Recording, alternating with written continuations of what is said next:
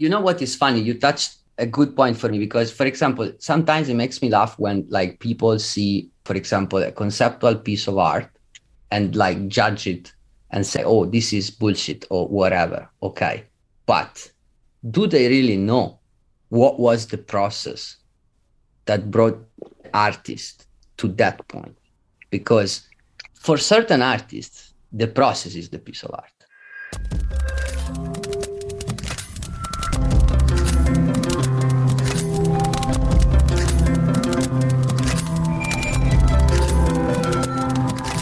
Hey everyone, how's it going? This is your host Yoshino. You're listening to episode number 219 of Artist Decoded.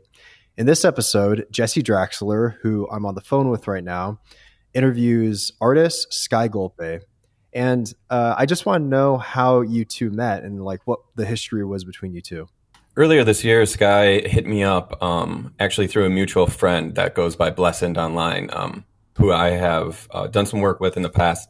And I guess the story is that Sky and Blessed are friends. And after seeing that me and Blessed work together, Sky hit him up asking for an intro, hopefully to work together.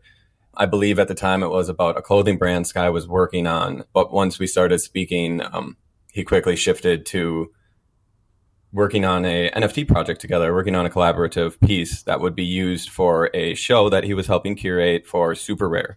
So we ended up collaborating on a piece, and through the whole process, he helped bring me into the NFT community. He was able to get me on a call with a curator at Super Rare, and they were able to get me on Super Rare, etc. So he's been really the one that's helped me along the way in every sense.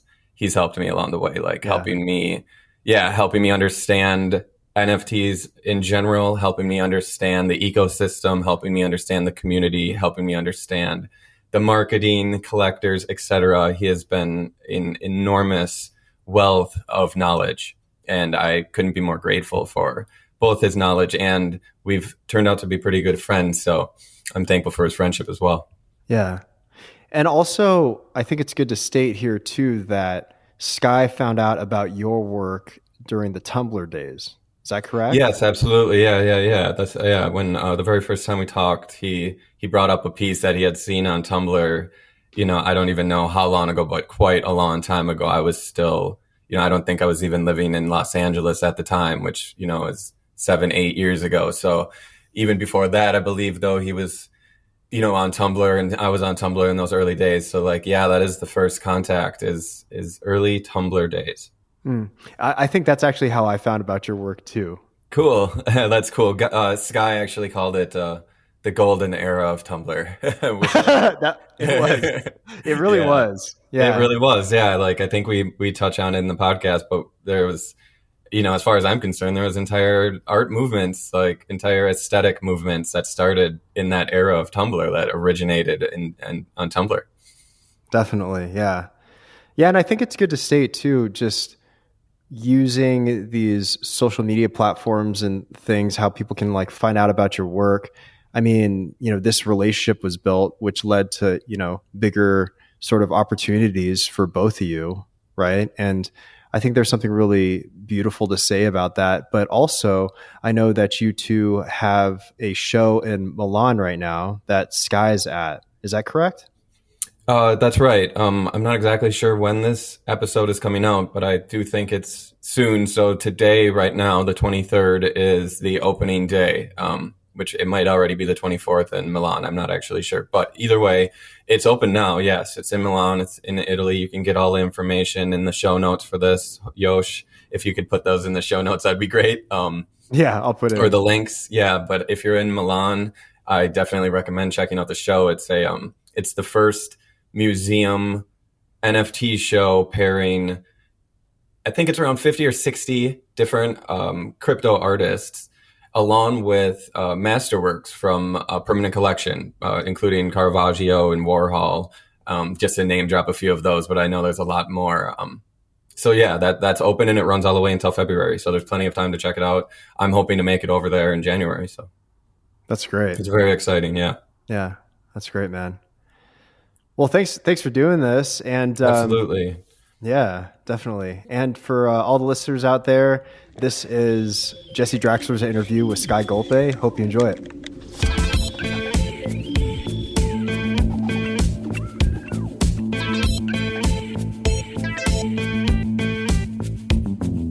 All right, man. Cool. How's it going, man?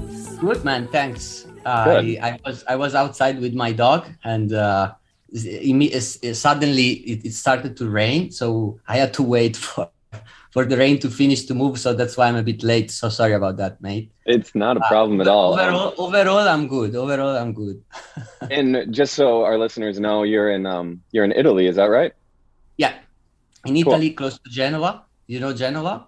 Not really. No, so it's northwest and is by the sea, so which is very nice. So you get like the flash rain because you're kind of by the sea. Well, say it again. Sorry. Like you get the rain spells, like the downpours, just kind of out of nowhere. I mean, that's the thing. Like sometimes, like when it rains quite heavily, you know, and they comes like little bombs of water in a way, you know. So and then unfortunately, my area is also. Like a few years ago, and for the past 10 years, there were several flooding.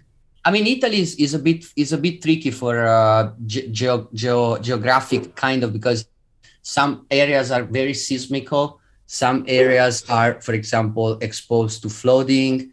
I mean, it's a very intense country in that sense. But yeah, overall, the whole thing, peninsula. It's all exactly. Like it's almost an island basically. So wow. Yeah, I haven't been, but I definitely want to visit. You know, sooner than later. Maybe we'll get to that later because we have something coming up in Italy that you're part of and you brought me into as well. But to start out, your name is Skygolpe, obviously, and I just want to start out with just what was your intro into art? Just real basic, like. What is Skygolpe? Where Skygolpe come from? Well, it's a very maybe like unique story because I was never into art when I was younger, so I didn't do any art school I didn't really have any art skills at all. Or well, actually, I wasn't even worried to have art skill in a way. You know, like I always was fascinated by aesthetic in a way, and I could consider myself a very visual person, but I didn't really have any kind of artistic goals, you know, like, and I moved to London when I was quite young, at 18 years old, and that was just right after the Banksy explosion around 2006. So that was a very crazy time because I was basically in the epicenter in East London, in around Brick Lane, Old Street, these kind of areas, which were entire neighborhood with kind of free street art in the streets. So everyone was really easy on artists being around and just, you know, creating basically every little spot. And so I think that was really my first contact, you know, and at the same time, I was also starting to get really interested in writing. And mainly I was super interested in aphorisms. And I kind of got to understand that was something that was coming quite well out of me. And I started to master it. And so, you know, like, and at the same time, of course, studying the aphorists, which generally are, you know, very funny people in a way, because most of them, they belongs to kind of the existential, you know, kind of, you know, part of philosophy, to say. And so I was also starting to get interested to all these philosophers and philosophy. And I was kind of really asking myself, what was the meaning of existence? What did I really want to do in life? You know, what was that I wanted to aspire to? So, and the reason why actually I got to the point of art is because I decided through conceptually to be an artist. Because like the definition that then I found in art and then I gave to art was that art is the only thing that can contradict itself without losing its core meaning. And so I think that coming from my perspective, which was kind of nihilistic in a way, but I still have a bit of that, and you can see it from my work as well. It's just that everything is kind of illogical to a certain extent and absurd. And, you know, and human beings are basically based on contradictions, like constant contradictions.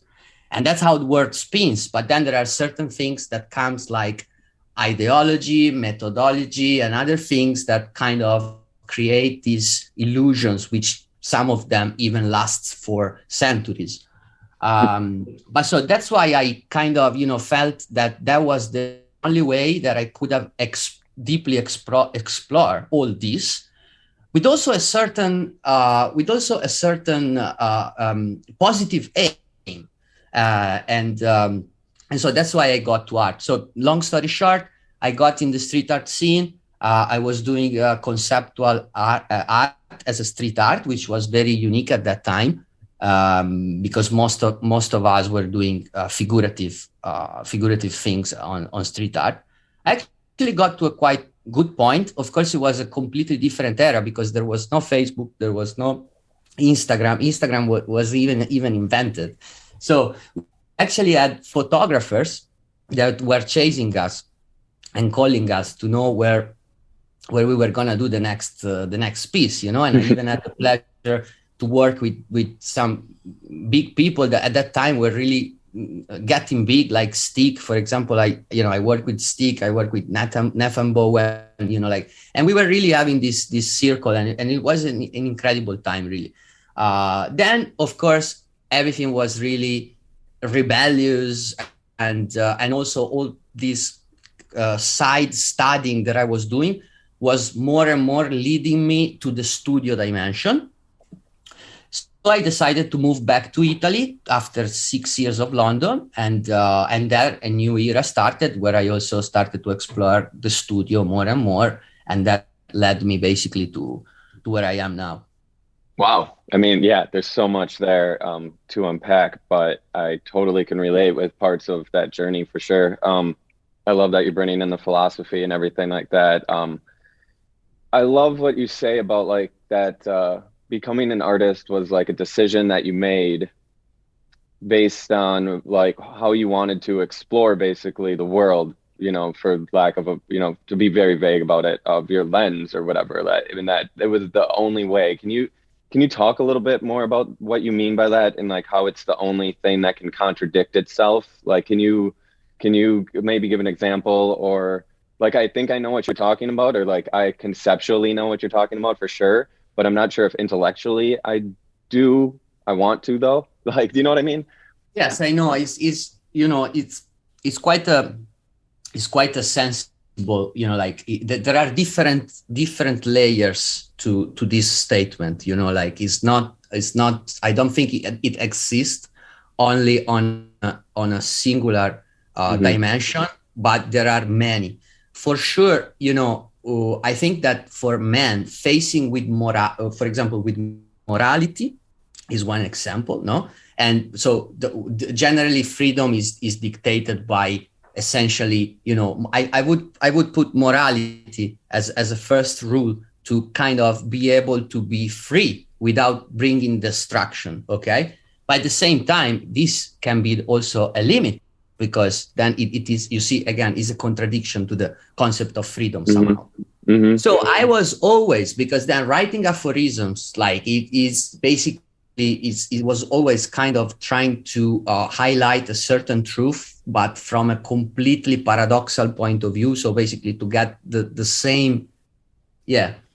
I just want to ask you to define aphorisms, because some people may not know what that is. Okay. So aphorisms, even here, like there is not like a defined definition. What I can give you my own definition of aphorism, which is basically expressing the truth in a short statement, often using a paradoxal way to get to a certain point. So, for example, now the first one very famous that comes to my mind is the Herman Hesse one, which is like a broken clock sign the right time twice a day. Mm-hmm. You see, like, for example, this is more like I even made some classifications of aphorism, which I created basically. Mm-hmm. And like this, I found it more like kind of what I used to call like poetical aphorisms, because there is a bit of narrative in it as well. Whereas I tend to be much more specialized in like very short and very effective aphorisms. Most of them written in Italian, so some of them are really hard to translate because it generally doesn't mean the same thing. But for example, that's the first one now that comes to my mind is un giorno è una vita, which means one day is one life. Okay, for example, this is an example of aphorism. Okay, beautiful. So it's basically like encapsulating an incredible huge truth in the shortest but most incisive way possible, to create a moment of short circuit and forcing who is reading to redefine things for a second, this sort of like to highlight how life is paradoxal somehow. And I was always fascinated by that. Like, I was not scared. I actually was fascinated by this. And so this is how I would try to define an aphorism. Most of them are in Italian. So, but I hope that I kind of, for example, if you look at my Skygolpe works, most of my works on Super Rare is the title, and then as a description, I use one of my aphorisms. Oh, awesome. That's beautiful. So if you know, like, if you want to have a more idea, or even in English, so now I'm composing a lot in English, and I think that I'm getting better to that, because of course your native language is what really, and then Italian is it's also very kind of a musical language somehow. It has many different little shades, whereas English is much more about practicality and like being straight, which I am trying to master it, but I'm still kind of getting better. But most of my works on Super Rare, as a description, they have aphorisms that I write and that I consider part of the piece.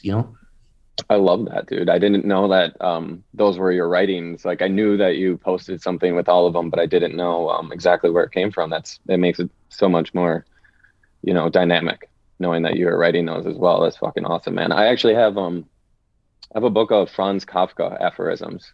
Yeah. Do you have that? Kafka, yeah, of course. Kafka is another big existentialist. I figured you were probably a big fan or whatever. And I'm not a big fan, because he's very catastrophic somehow. Like he reminds me a bit of like the first Sartre,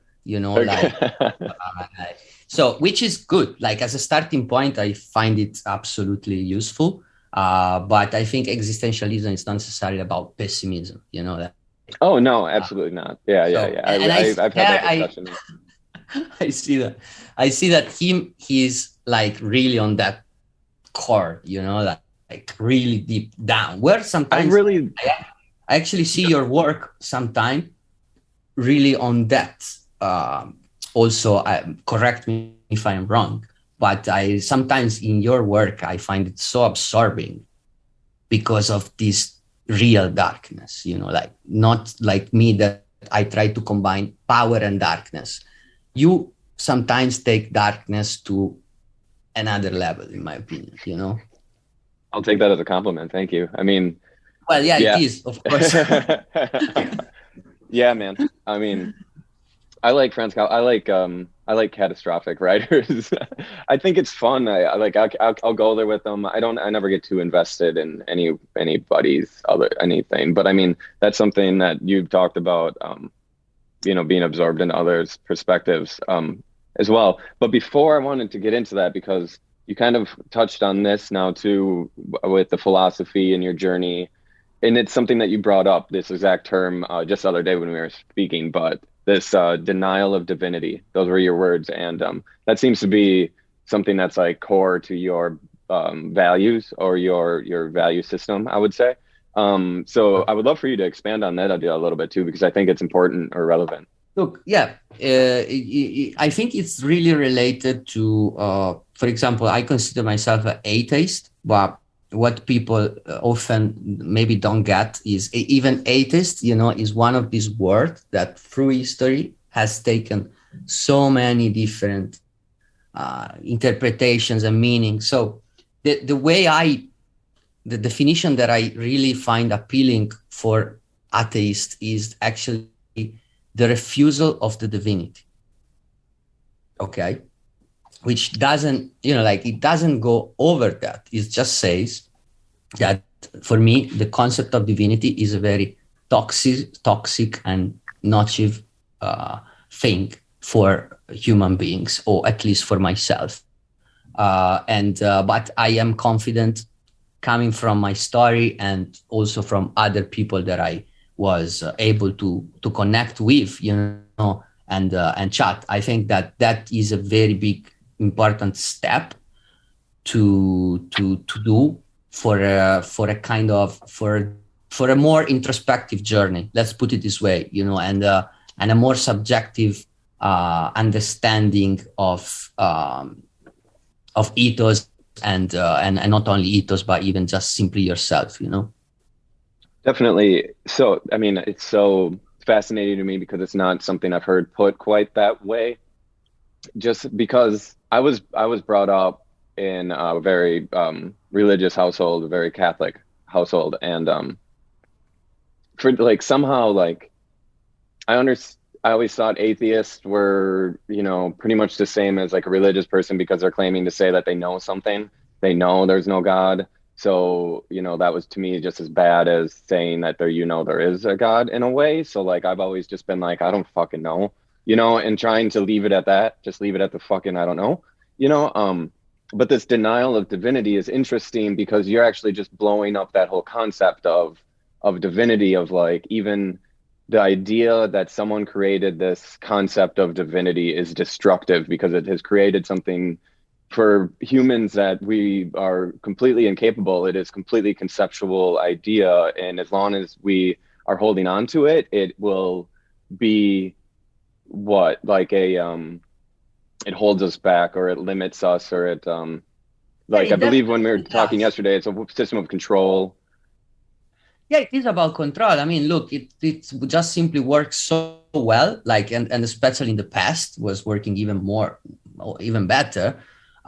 Because information was very scarce, and like there were certain figures or institutions that were for tradition entitled to encapsulate the truth to many levels, but I think that's really anachronistic, and I think in this new society and in this new shared information type of system that we live in, I think we should definitely evolve to a more sophisticated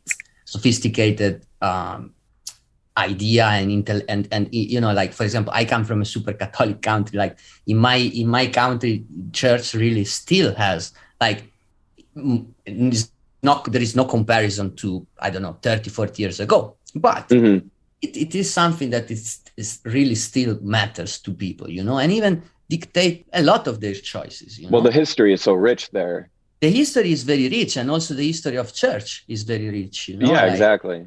So, and again, there is. I mean, what I always try to say, and my work is also an attempt to this, is like there is never a defined truth. Like there is never like one point is here, one point is here, but no, it's never like that.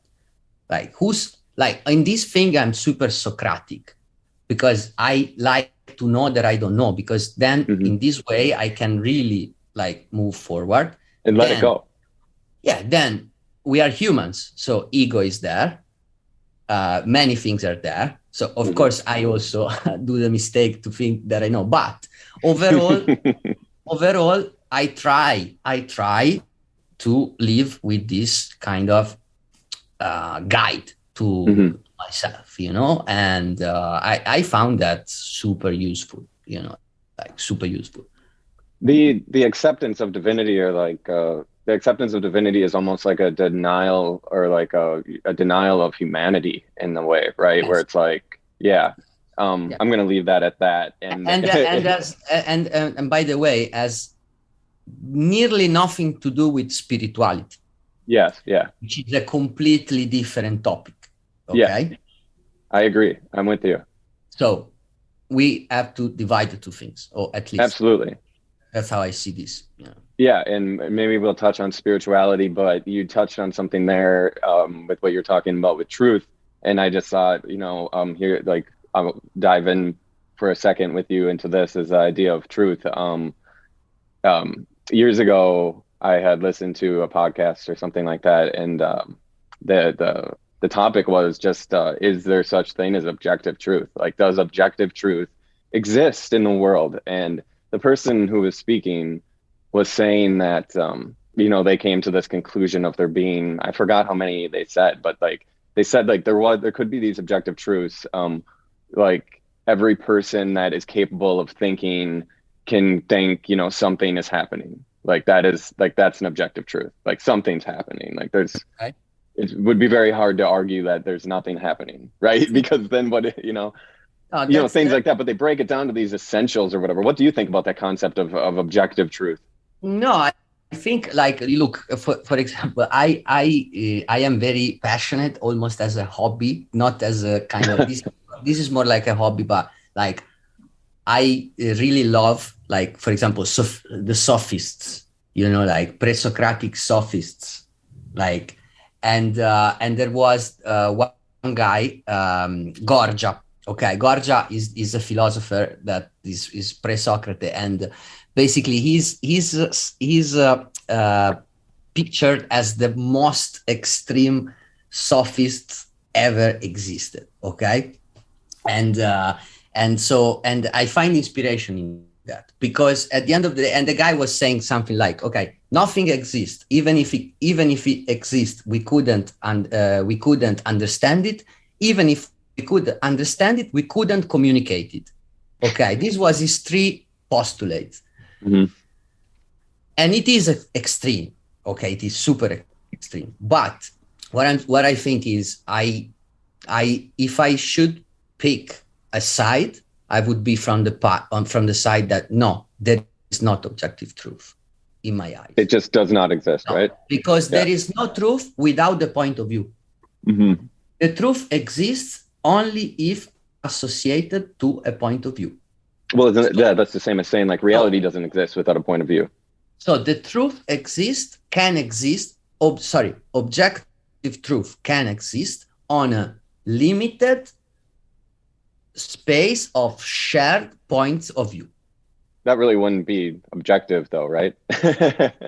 No, but what I'm saying is, it would if still you be think subjective. about science, you're right, but think about science. Like, science is based on objective truth, and like you do experiments, and you create a point of view on that specific phenomenon or whatever, and you just put, the point of view to be exactly there to reveal this thing. Now, this doesn't mean that this cannot be proven wrong, or that there is a deeper layer, or that there is like this, for example, Popper was, doing this kind of philosophical questioning, and I agree with that. Like, so again, yes, because I'm a very abstract person as well, because I like thinking, because I like thoughts, I like this kind of work. Probably if I was a very super practical person, maybe I would see the concept of objective truth a bit more relevant.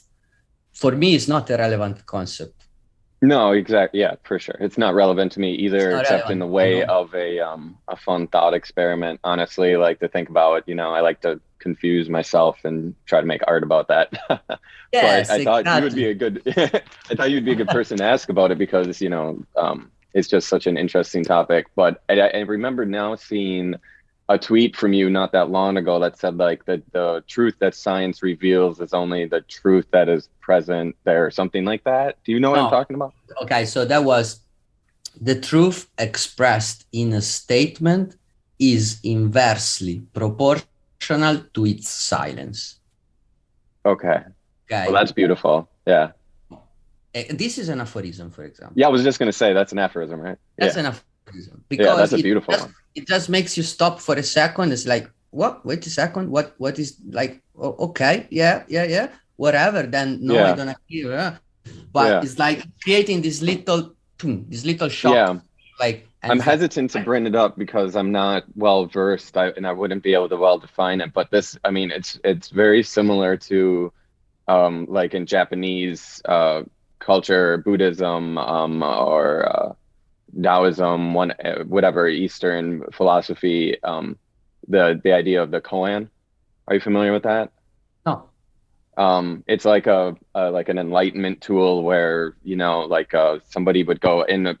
Forgive me, listeners, because I'm not a master at this stuff, but to my knowledge, it's a nonsensical statement, basically, a completely absurd nonsensical statement where a student or someone studying under a master would go up to the master and ask like the meaning of life, and they would respond just something like, you know, trees speak like crickets in the midnight moon, or you just something random weird shit. And that's supposed to be like the, you know, you're supposed to just at one point, you know, that happened up to, yeah, exactly, you know, but it's something to do with in my opinion, I don't know if they would say it, but in my opinion, there's like an absurdity in that as well. And that in that absurdity is like enlightenment, or is a shed of truth, because you realize how absurd it is, and in that absurdity is truth, or something like that. You know, I think that's what it refers to. Is like to bring to your eyes again that you create the meaning, basically. That's really well said right there. Yeah, I'm gonna leave it at that because that's really good. I mean, we can go on forever about that kind of stuff. You know what I'm saying? And like that, these aphorisms, as actually even here, has many layers of interpretations, because it can mean different things from the point of view. Okay, because it can mean something like, I give you just two as far as I'm concerned. For example, silence is more important than talking. For one could be, but the other one could also be like, generally when we speak we lie. These are just two. And that's when I think an aphorism is really effective, when it just doesn't really. Fuck. Did you write those? Yeah, I write this one. Yeah, and that's where really when you cannot pinpoint like something, and you also leave the debate open on that. Yeah. I think that's the best kind of aphorisms. Yeah, I mean, yeah, I get it, because you got me, especially with that second one. Most of the time when we speak, we lie, because it's like, that's really fucking true. You know, like when you really think about it, you know, like even when somebody's like, how are you doing? You're just like, good. Even most of the time, you're not just good. You know, that's a fucking lie. Yeah. So you really got me with that one. You stopped me in my tracks. I'm like, fuck, it's true. Oh, that's amazing, man. I hope that you're going to do something with the aphorisms. I know that you're, you know, you're including it in the descriptions of your pieces, but I hope that there's a book or like a book with the piece on one page and the aphorism on another or something, because and that would be beautiful. Look, this is but compared to other things, I think this is probably my lifetime project, kind of. Like cool. Yeah. I don't have like a defined goal, but I know that is something that at a certain point I really want to do, especially collecting all my aphorisms. Even when I was in London, I have a few books, like sketches book, like where I was writing down, etc., and also to see how things are changed, you know, through the years. So and then maybe one day to then do something. Yeah, sure. That. It's kind of the thing that will make itself over time. Yeah, and then instead writing books, yes, of course, is something I'm working on. I really love it. And again, you really picked the perfect example, because I'm not very interested in narrative books of any sense. For example, I was writing I don't know the title in English, but it was this thing that Kandinsky wrote about to explain abstract art when it was made. And actually Kandinsky was a super intellectual guy. Like he wrote a book, like a philosophical book on, you know, like this meaning of art, this type of, and I was reading that, and that was super interesting. But in any sentence, like even to go back to our conversation before, like in any sentence, you could really see that was like, I'm right, you're wrong, I'm right, you're wrong, I'm right, you're wrong. And it was like really painting this narrative. So I don't particularly love narrative. Like I kind of don't like it, except very, very few exceptions. Like, for example, Dostoevsky, who changed my life forever with narrative. But that's a very little example, because in general, and for what I like to produce, I don't like to produce narrative at all. So if I will do a book, it will more, again, like every page will have a kind of a itself meaning somehow. And that's how I would. So some part will be maybe texts, some part will be maybe aphorisms, some parts will be maybe pictures. But yeah, you got the point. Like I really would love to do that. Like, it sounds awesome. I mean, and I'm with you about my work is not narrative either. I love hearing other people talk or say that about. But I do like reading narrative. I read fiction, like I read sci-fi and stuff like that. So I get into reading narrative, and I read comic books. Those are narratives. But as far as artwork with a narrative, for myself, like I just have no interest in creating narrative for some reason. To me, if I have, like, to me, the narrative is my life, and the narrative is unfolding as I make work and live. You know what I mean? Like every single piece is like, you can, when I die, put the narrative together then, but I'm not, creating mini narratives as I go or anything. I'm trying to entertain people with a story, per se. So I love hearing other people say that kind of shit. But so, I mean, when you don't use narrative in your work, you rely on other, other forms of language, or like, what am I trying to say, or what word am I, it's not storytelling, but you're trying to invoke a feeling in a viewer still, but you're not doing it with a story, you're doing it with imagery. And I think, where you and I have similarity is that it's not that even that we're doing it with the imagery, is that a lot of times we're doing it with the process, where it's like the process of this creation is actually steeped in philosophy that is informing the meaning of this piece. The way that I've decided to go about its creation is part of the concept of the piece. And I know that your work is the same. Can you talk about a little bit about this? I know you're really interested in the creative process and creating your own creative processes as well. Something I'm really interested in. So I would love to hear a little bit just about like your thoughts on that and how you came to your distinct, what it's now definitely your distinct image, You know what is funny? You touched a good point for me, because, for example, sometimes it makes me laugh when like people see, for example, a conceptual piece of art and like judge it and say, like, oh, this is bullshit or whatever. Okay. But do they really know what was the process that brought artists to that point? Okay. Because for certain artists, the process is the piece of art. It's not the piece of art itself. And I really stick to this philosophy as far as I'm concerned. Because anything I do it like, of course, it's something that art, as an end result, it will always give to other people. And again, there is no art without point of view, and there is no art without spectator. But at the end of the day, I am doing this for myself. Like I'm doing this almost as a sort of a therapy somehow, no? As we were saying in the beginning, to also find a meaning to something that has no meaning.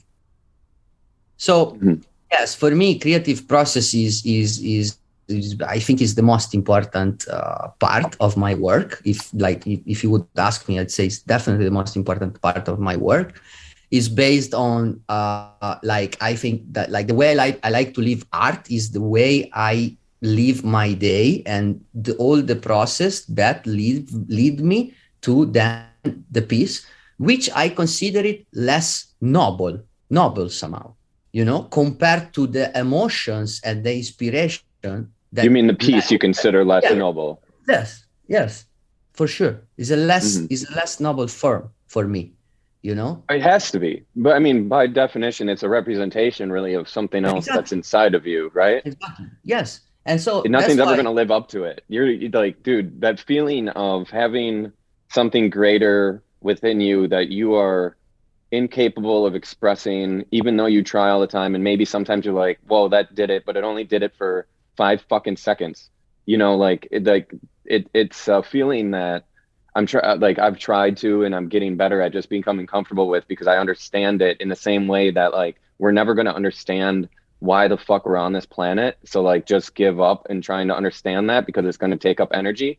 It's the same thing where it's like, I'm never going to create the thing that is going to hit the nail on the head or hit the spot, because if I did, I would just probably stop. Like we would all probably just stop if like we made the thing and we're like, that's it. That's exactly it. And you felt this complete satisfaction, you probably just stop, And also, yeah. And also another aspect is that at the end of the day, when you are then wrapping things up and then you are kind of getting close to the superficial point. So basically imagine as the creative process, a process that starts from very deep within, and then it moves through the surface till it goes on the surface and it make this piece emerge, no?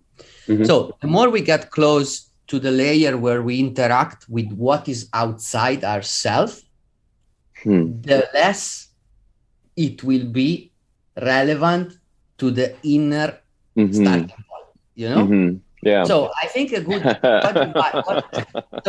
think that what divides, and of course this is like just my opinion, humble opinion, but what divides a good artist from a bad artist is the importance to the end result. Meaning, yes, of course, we are all humans, and we all want to make sure to make the best possible to a certain extent.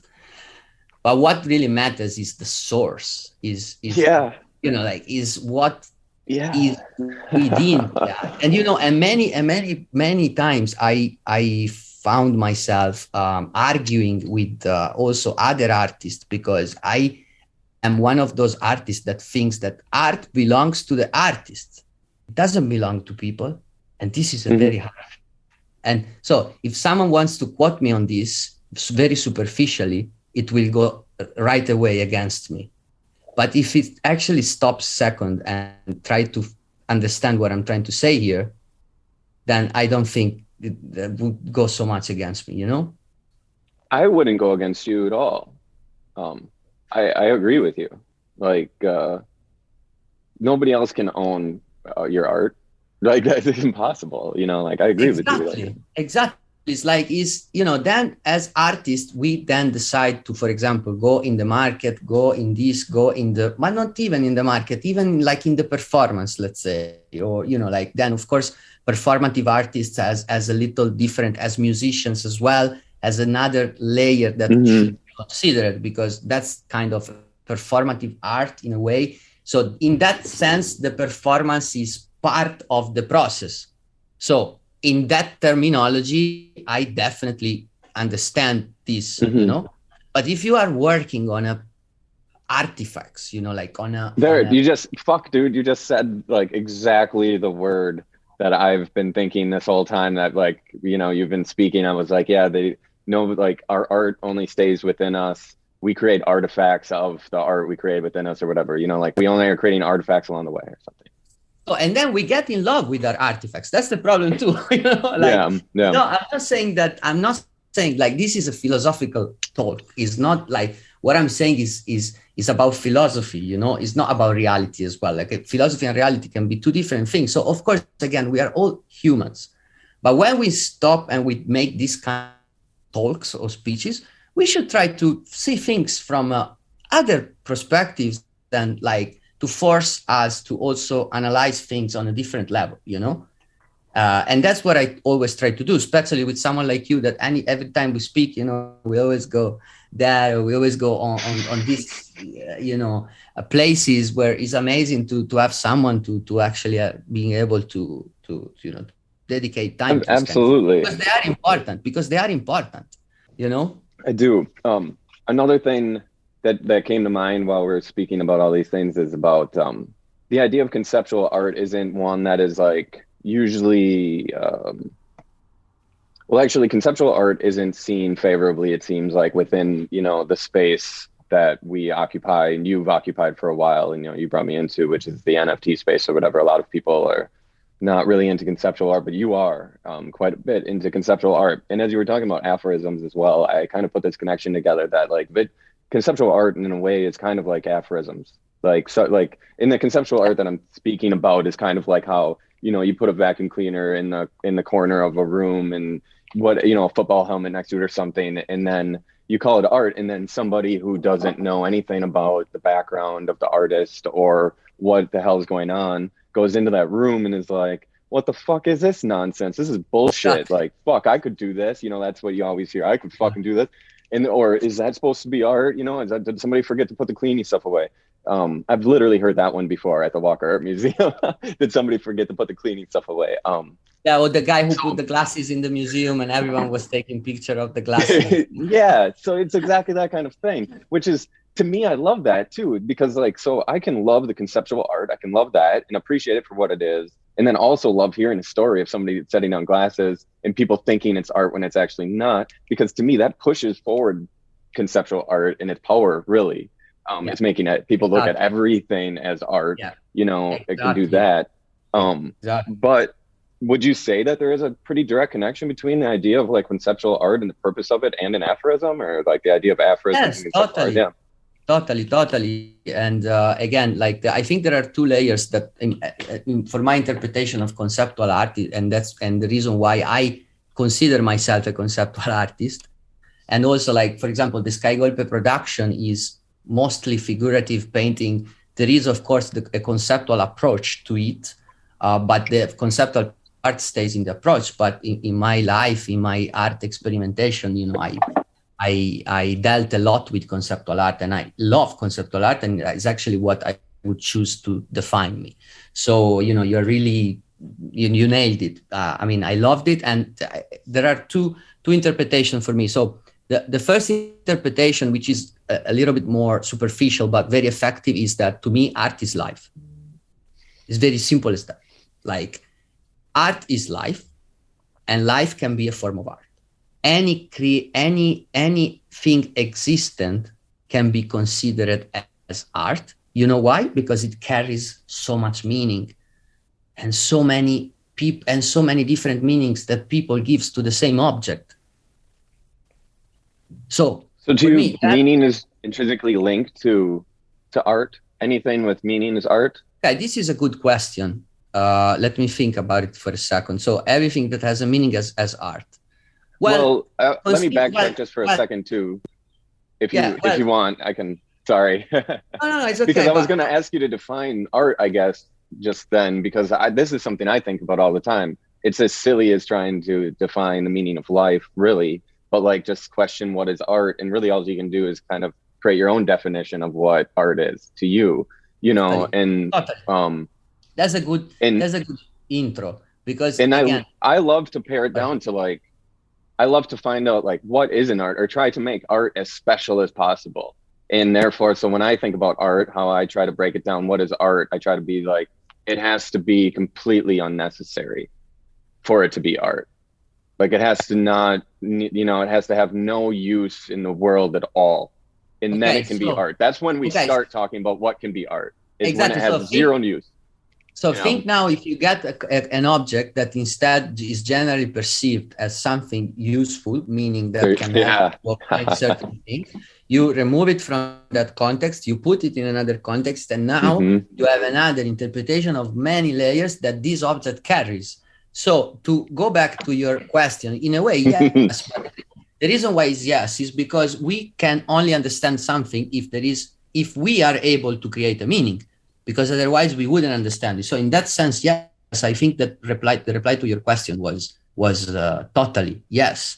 And this is one of the aspects. And the other aspect is that is a little bit the same that I was telling you before about that the product of art, when it becomes the product of art, kind of goes, a little in the superficial part. Whereas I think why I love conceptual art is because it doesn't need to be removed from the initial stage. So it doesn't have any process, or better, wait, yes, of course it's gonna have a process. Of course it's gonna have then a representation of it somehow, because otherwise you couldn't make any point out of it. But at the same time, you can play to things on an ideological level. Okay, so it's very related to philosophy, is very related to aphorisms, for example. So to go back to your, example, yes, I think it is super related to something like aphorisms, because it's a bit like to stay in Plato ideas, like word type of thing, where everything was perfect simply because then it didn't come to the world, because once it gets through the humans, then everything gets in a way destroyed somehow. No.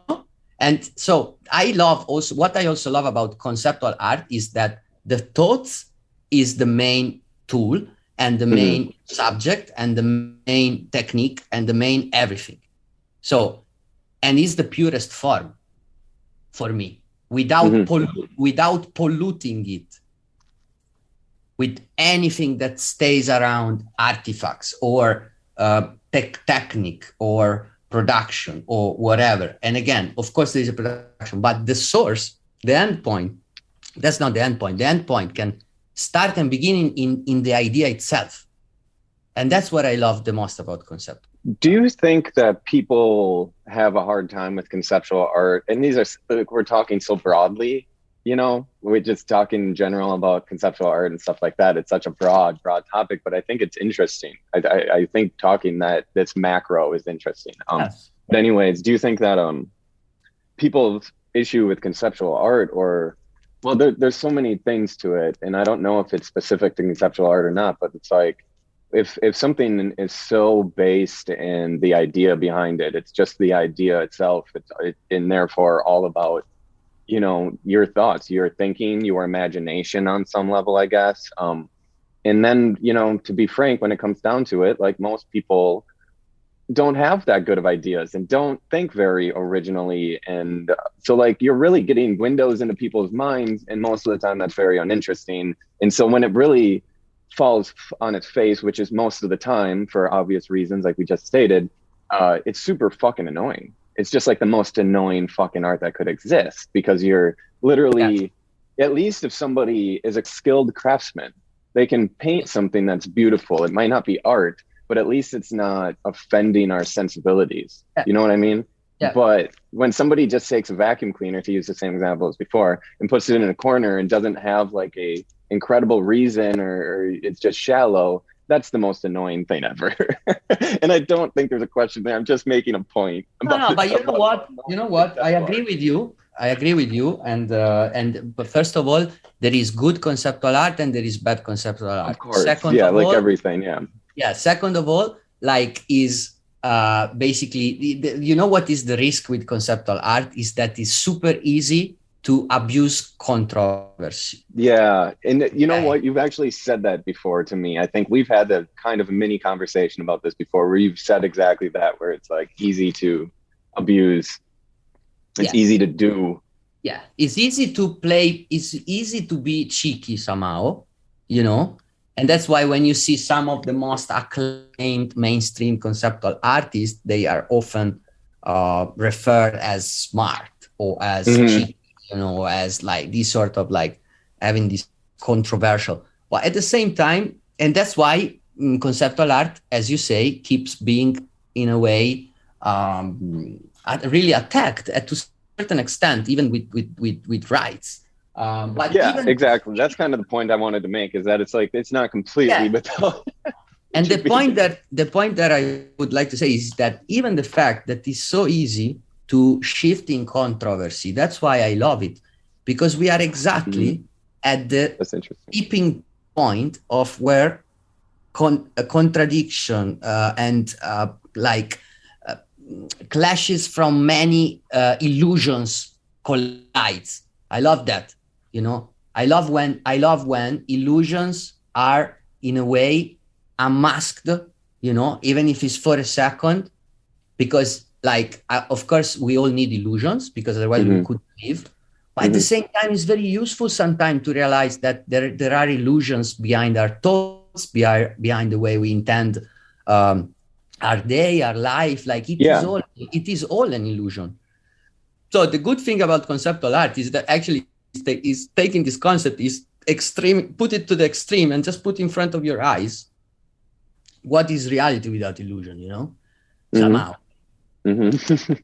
Or it can create the best illusion because it is using the thoughts, the thinking, behind. And that's why I also love this new kind of frontier of art, where art is kind of in disguise, and you lose in a way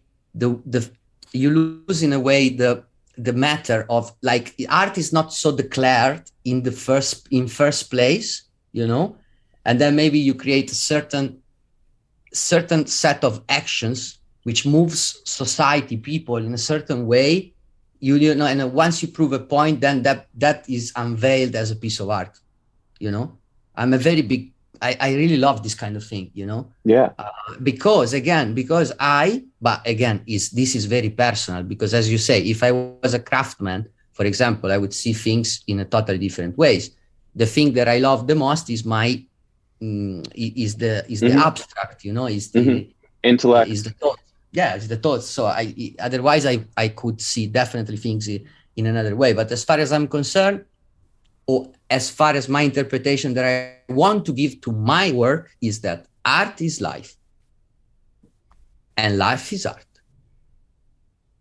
Very simple. Perfect. Yeah, that's perfect. It's perfect. I see room for everything, so like, I like the skilled craftsman, but I definitely lean towards conceptual art. I like to think, and I like to, philosophize and those sorts of things. So I see the room for both of it. I just, I don't mean to. It's an eternal debate. Yeah, exactly. Debate. And that's how it should be. I'll play the devil's advocate about, like, because in other situations when somebody else is, ragging on, conceptual art and saying, the typical things, I'll be the one to defend it, so it's just interesting to me. And then especially someone coming from, and maybe it's common, I'm just not familiar, but to me, the conceptual art world, and like really define art world in general, is really steeped in academia. And for you to say, you're definitely academic in a way, but you write on your Twitter profile, I think it says uneducated artist, so you consider yourself uneducated. You were saying, like, you don't have any background in art or upbringing with it, even interest, you said. So like, for someone to come into art at a later period from what they call an uneducated background and then go towards the most intellectual and academic of all the practices or disciplines is interesting to me. So I really wanted to dive into it with you because I find it fascinating and I love it. Well, again, you see, people see it as a bio, as a profile bio. In reality, it is also another sort of aphorisms. Yeah, sure. I figured it was loaded. Because again, it's like, it's making a point, but it's not making a point at the same time. It's like, yeah, okay, it's true. In a way, it's true because I'm uneducated, meaning that I didn't take any degree or art class. Yeah. But it also means, in a way, that, in my opinion, and of course, if you don't go to art school, doesn't mean that you don't study yourself. And that's one of the things that can be highlighted. Absolutely, yeah. For example, or another thing can be, is like, coming back to creative process, is that you should really, let's say your goal is to create. Okay, let's say that your goal is to create. So in my opinion, you should dedicate to study 10-15%. And in my opinion, for example, these days I kind of stop studying as a sort of something to want to improve on my work somehow. Okay, because it's like, when you get to the autonomous learning process based on your personal interests and mechanism, somehow you are still studying, but you're not studying someone else anymore, you're studying yourself. So the sooner you get to that, which is very hard and it takes time, of course, but the sooner you get to that, but you get to that zone, and we were chatting yesterday, you are another great example, because when I saw your work, and we are talking about like the early, I don't know, I think it was 2013, 2014, something like that. And your work was really standing because you could see that it was so intimate and so different and so original in the presentation, in the intent. And you could see that it was coming from your own study. Do you know what I mean? Mm-hmm. Whereas, Yeah, you know, absolutely. sometimes you see certain schools of art or certain ways of doing paintings or doing installations, do whatever, and more or less they can kind of be put in the same box or in the same, you know, style or in the same championship. Whereas your style was very undefinable. That's what I loved the most about your work, man. Like, thank you, man. Thank you. And I could see that, and I think so. I correct me if I'm wrong, but I think you understand what I'm trying to say. I do. I haven't the way that you said it is really good, and I hadn't really thought of it that way or heard of it that way. But I've thought a lot about this idea, not so much recently, but probably back around the time when I was going through that transformation of like going from external inspiration to just, you know, generating my own inspiration, because I remember answering interviews where they would ask, you know, I was doing a lot of interviews for a while, and they would always ask, you know, where do you get your inspiration from? It was like, you know, there's a fucking, you know, boilerplate of questions that these blogs and stuff would use back in the day for like their shit. So everybody asks, you know, where do you get your inspiration from? And at some point I was like, I don't get it from anywhere. Like, I just have it now. Like, I self-generate, like, and people would be like, when you're stuck, what's the best way to get unstuck? And be like, just work, you know, just start doing stuff. And then you just start inspiring yourself because you see, oh, that's cool. Let me follow that path that I just did this thing and that's cool. And the best inspirations just comes from doing it, just doing yourself and like working, and like, there isn't inspiration anymore. It's you don't get it from outside anymore, really. Like, I can be inspired by things now individually as I come across them, but it's no longer, like you said, it's not like not trying to educate yourself to get better at what you're doing, because you now are doing you, and you're learning yourself and how to do you the best you can do. And that's definitely where I'm at. I've gotten to more and more recently, where now I'm fully into the zone of like, I don't give a fuck what anything's going on about whatever. It's just like, I'm doing me as best as I possibly can. And that's all I give a shit about. Yeah. So that's really what lays behind the idea of uneducated artist, you know, is like these different layers, again, of interpretation to a certain level, depending who is reading. But it really makes an interesting point. Can I ask you one question that I really wanted to ask you from a long time? Sure. Like, what I think really accumulate us is also this kind of sense of quest for an extreme void and existential whole somehow, and like this kind of like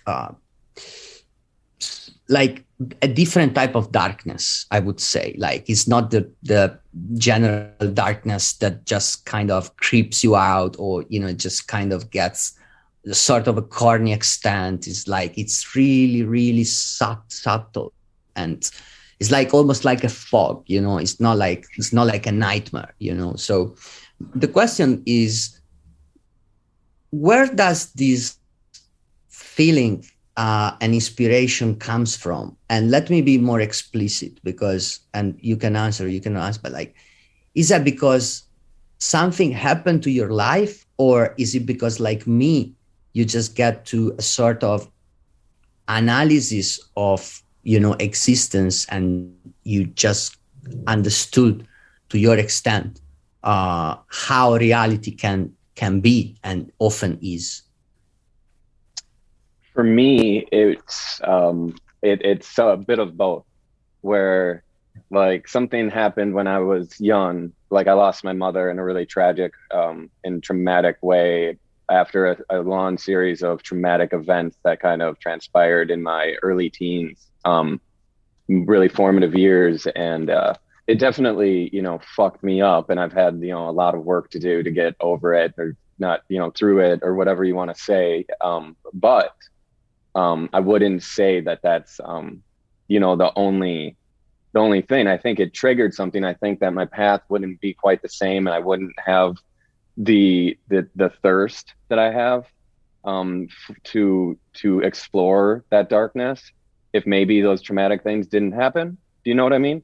But it definitely triggered me into going down that path. But at the same time, having grown up really Catholic, even though I was never like a true believer or anything like that, and I, quick went to church as soon as my dad would have let me, but having that background has always made me interested also in like the bigger questions, because for me it was always like trying to prove why religion was wrong, because I was always a rebel. I always had to go against everything. So even at a young age, I was like trying to argue with my dad of why the Bible's bullshit, so I've always had that mind for that. But then with the traumatic events that happened, I think it really threw me into like questioning really deep existential questions at a younger age where I probably shouldn't have been, like the meaning of life, extreme guilt, things like that at like the age of 13, like wondering, like questioning like anxieties that I had, and like the nature of reality. Even I remember once asking my dad, I have a memory that I feel really guilty about, but I can't differentiate whether or not, and I'm saying it more eloquently now than I did to my dad, but I told him I can't differentiate of whether or not I dreamt it or if it really happened. Like I have this memory of asking him that when I'm like 14 years old, and I still struggle with that today. Like that specific thing that I was asking him about too, I still am like, I wonder, like, was that because my mind was so weird, because after the traumatic events too, it's like I barely remember a lot of the time around it. So it definitely messed with my memory. So in questioning my memory too, and in questioning my own thoughts on whether or not my own memories were true, I've tried to do regression therapy and stuff like that. But that whole idea of like memory being completely void makes you think differently about reality too. Like it makes you think differently about time, makes you just like, I feel like I exist in like a different dimension so often. I don't try to mean that in some like I'm special kind of way, but like the way that I feel like I exist, and like my head is just in some other dimension all the time. And the way that you said fog was really good way, because to me it's not terrifying, it's not a nightmare, but it's definitely disorienting. And in that disorientingness, there's a real psychedelic nature to that as well. So there's a psychedelic quality to my work, I think, as well, which keeps it from the corny, which keeps it from the like nightmare horror movie, thing. It's more of this like journey inward. And when you talk about darkness, man, I'm sorry I'm rambling, but like, yeah, like you talk about darkness and it's easy to be corny with darkness and stuff like that. But like, you got to flip your idea of darkness around, because darkness is the most beautiful thing to me, because that's where everything comes from. Like everything is in the darkness until we reveal it with our imagination, with our thoughts and our ideas. It's in the dark. Like everything, the unknown, that's what the darkness is unknown, and everything is unknown until we know it. So like, instead of being like darkness, it's nothingness, I'm so scared of the void, it's like, no, it's not a void. It's actually, that's where all the stuff is that's not here. Yeah. Thank you, because you actually, I was also trying to say that, like, and you really extracted, like, it's also to like give this kind of not frightening, perception of something that exists and, have to be dealt, but as you say, can also be the source of so many positive and powerful things, and also correct me if I'm wrong, but I think in both of us, of our works, this use of this darkness somehow, it's also like choosing our punk, for me also is like, I really relate to certain punk kind of ideology structures when I create. And again, like sometimes I find that language really too explicit, and a bit corny. And it's like if I pick through darkness, this tone of punk, because it's like it's representing this without kind of putting it in front of your face so dramatically, And correct me if I'm wrong, but I think I can also see that from your work. No, I mean, absolutely. Like, and yours too, right? When you say, yeah, big time in yours, like almost more than in mine, I would say. The punk comes out in yours. I see a lot of punk influence in your work at times. Absolutely, but maybe I see your work wrong. But what I see is also like this: you're more than making a point with your work. You know, you are also kind of trying to destroy beliefs somehow. Yeah, definitely. You know, like yes, so that's where I kind of associated the two things. Yeah, you know? so like destroying the belief, like that's a good way of saying it. It, like, to me, it's like making somebody question their own thought about something. Do you know what I mean? Like, to look at something and I mean, okay, so like maybe this is way too simplistic of an example, but like even just making somebody question what is the positive and what is the negative space in this piece. Which one's the positive and which one's the negative? Yes, like totally. I like to make a piece and then like ask somebody, I'm like, which part's the positive and the negative space? Because to me, do you mind if I explain just a little bit? Absolutely not. Like, so when there's a piece, and you'll probably think of a few of them, but like where it's just a big black shape basically with two eyes, but the shape is just the character, you know, and then white or gray around it. And when I make those, and I make them, put them on a panel or whatever, what I do is I cut out the shape of the person, you know? And so that's actually the negative space that's showing through to the panel underneath it. But in any traditional sense, when you're looking at a 2D image, you would say the character is the positive space, is the positive in an image, and the negative space is behind them. But then so physically in that piece though, that's physically, so if somebody wants to say technically, the character, the subject, is the negative space in that piece, technically. But if you're just looking at it two-dimensionally, you would say, well, no, and technically now so it's like the piece is both. So I'm making somebody question like, well, what is the positive and what's the negative space in this? You know, and like, that's interesting to me. I mean, that's really simplistic, you know, I go a lot deeper than that, but that's a very surface level, just like, well, let's play with that, you know? So switching gears a little bit, you've made quite a name for yourself within like I don't know, how do you refer to the community that you're part of now? I'm not even going to say. I'd say NFT, to be honest. Yeah, just the NFT community. Like, is because it's more like, of course, it's digital art, but I think it's like really a sub niche at the moment because it's just sure, of course, because digital art, there's so much of it that's not being minted as NFTs. So like NFTs is a specific kind of digital art, I suppose, and it has to be digital. Crypto art can be also, you know, like, you like that term? Yeah, I like it. I struggle with crypto art. I like it, but I know that when people like that don't like NFTs as art, like artists that are not into NFTs and stuff, they hear crypto art and that's really bad. But I actually fucking like it. I like it. Yeah, like, and I understand what you say. The point is that I refer to crypto art like to a more specific time frame, which went from 2018 to kind of mid 2020 type of thing, where there were many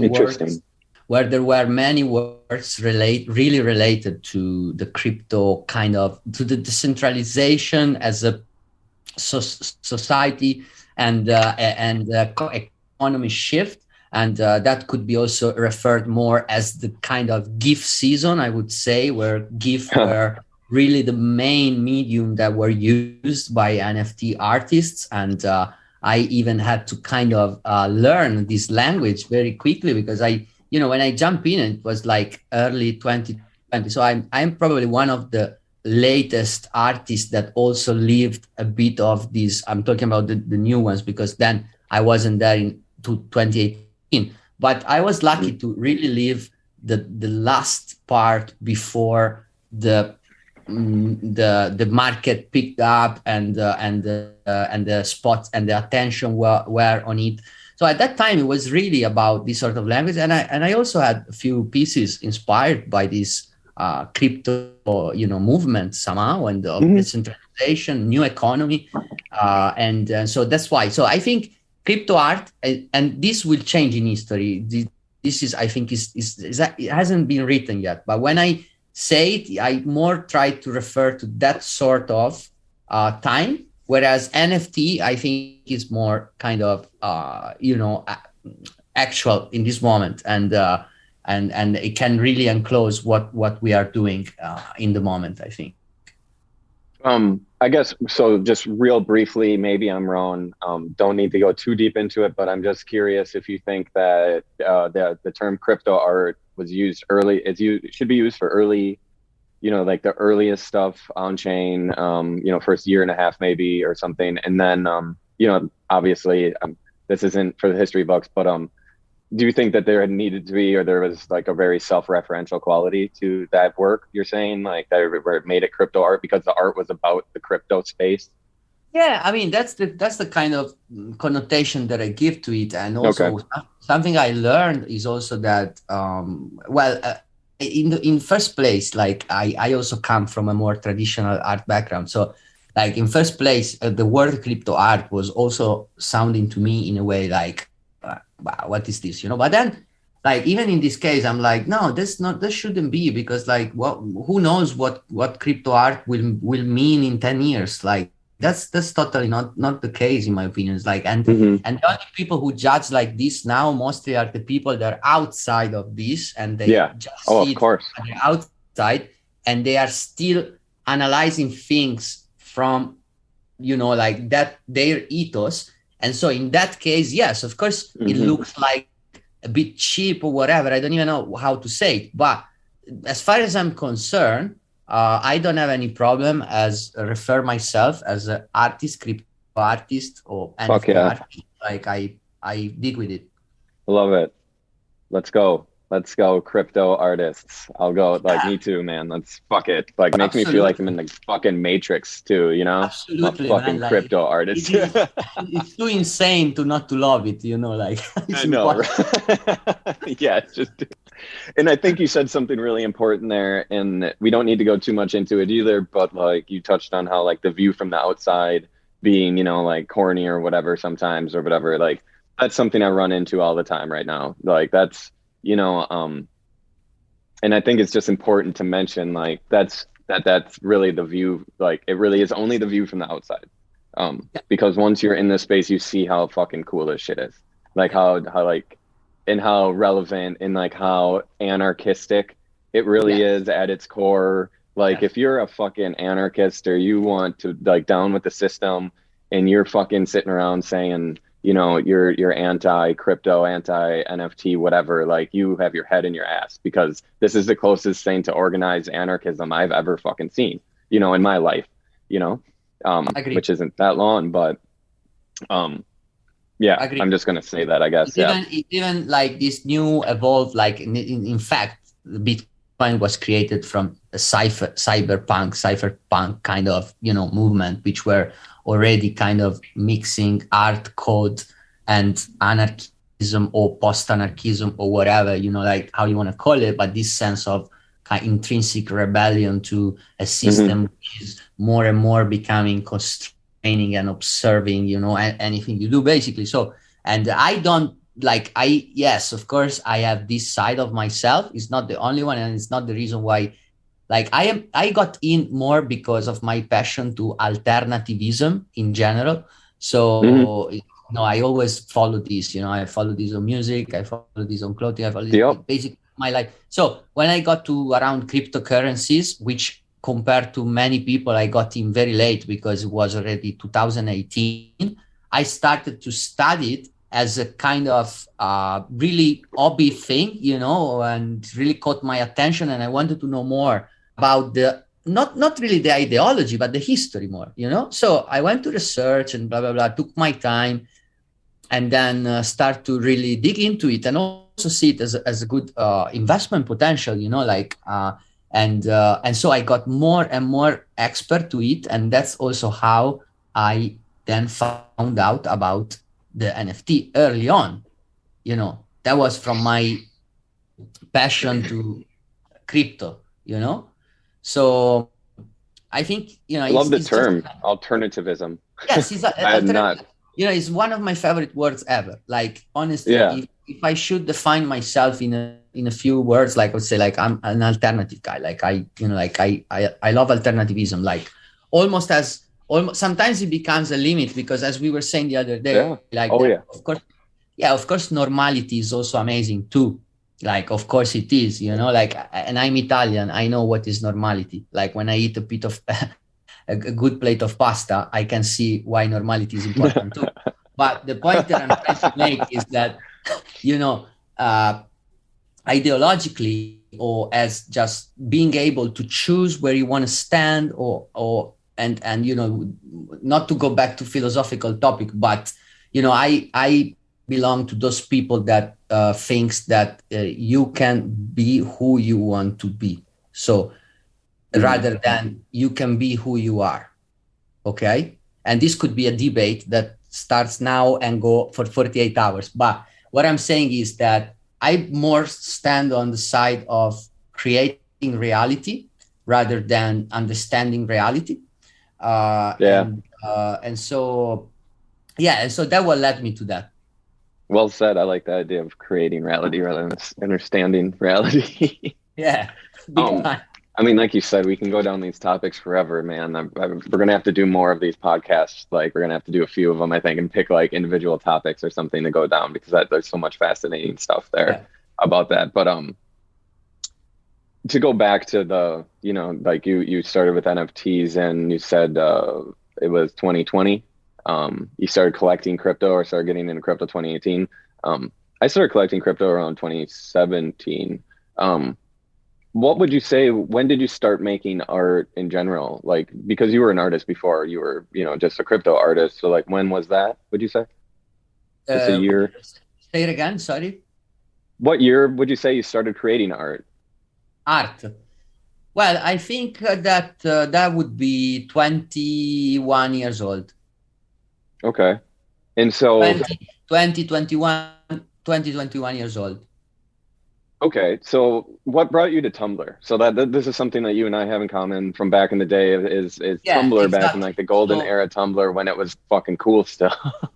Yeah. So basically, imagine that I started to really like my street art thing was really, really, really active in 2008. Basically, I started really actively. That sounds about right. Yeah, something like that. And then such were not existing. Then when I moved back to Italy, I met my wife, who is a fashion designer. So I also got into kind of wanting to explore other languages of creativity. And so I also spent some time on really studying fashion and help her to try to establish her fashion brand. So we were also dealing with aesthetics, photo shoots, style, and all these sort of things, which were really fascinating to me. So at that time, now we are already talking about then. So moved back from London. So we are probably around 2012, 2013, this kind of time. At that time, so basically, Instagram was starting to kind of pick up, but nothing there for me really. And once I got into Tumblr like I was shocked, because like for the first time, like everything that I had that I didn't even know it existed, it was there, and I was, wow, what the fuck? And like all these mood boards, like it's fucking, and I fell in love. Like I really went down in a rabbit hole, and for I think a solid 1-2 years, like I was constantly browsing, looking for inspirations. Was really striking. It's crazy. Like I remember those years. Yeah. That's how I know you. That's how I knew your work. Imagine that once I basically created folders with I don't even know how many images, and I print them all on a normal color laser printer, and I fucking put all the kitchen. Like with all these images, like, and I remember I had, I don't know, maybe 3-4 of your images, like, but yeah, so, and I think that was a culture that really also starts what now is happening to the NFT world, you know, and then the vaporwave, and then there was like this Pinterest time as well, where like things got interesting there too for a little while. So it was all a transition. And then finally with NFT, the content is valuable, you know, like, so what other artists, photographers, things were doing almost to kind of look cool in this digital, you know, like environment, that we were all kind of wanted to be relevant, you know, from an aesthetic purpose, you know, like now with NFTs. And I think that was the transition really, because now instead it's getting to the point where I make art and I make NFT. But the transition was really from this early tense, you know, shifting in digital content that then led to you know, to be NFT so relevant now, because we the people who were like, let's take Xcopy, who's one of the biggest NFT artists. I don't want to say something stupid, but I don't remember if, I think on Tumblr, Kidmograph was another like big artist in, like Tumblr or that, like, and then now in the NFT. But why? Because they come from years and years of creating contents just for be there, you know, like, and people like is another example, because he, for example, he created like contents for years just to post it on Instagram, you know.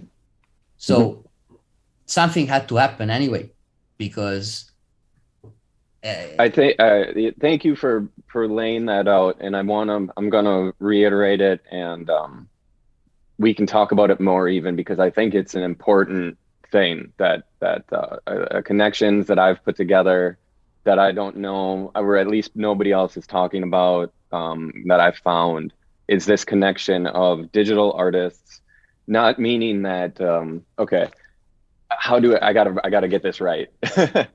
Because I think there's this connection here. People talk about digital artists existing long before NFTs. Obviously, that's the truth, right? But when people hear digital artists, they're thinking somebody who makes their art digitally.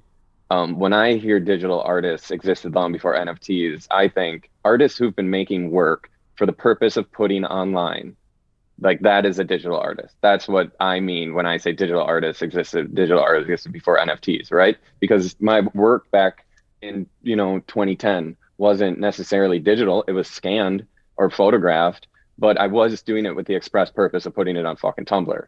So like, I consider myself like an old school digital artist. I was making work with the specific intent of putting it on Tumblr. I actually have a specific memory of a friend being at my little studio apartment in the early days of Tumblr, and embarrassingly, like, being embarrassed to say it, but I told him, like, I don't even care what it looks like in person anymore. I just want it to look good on a screen because that's where everybody's going to see it.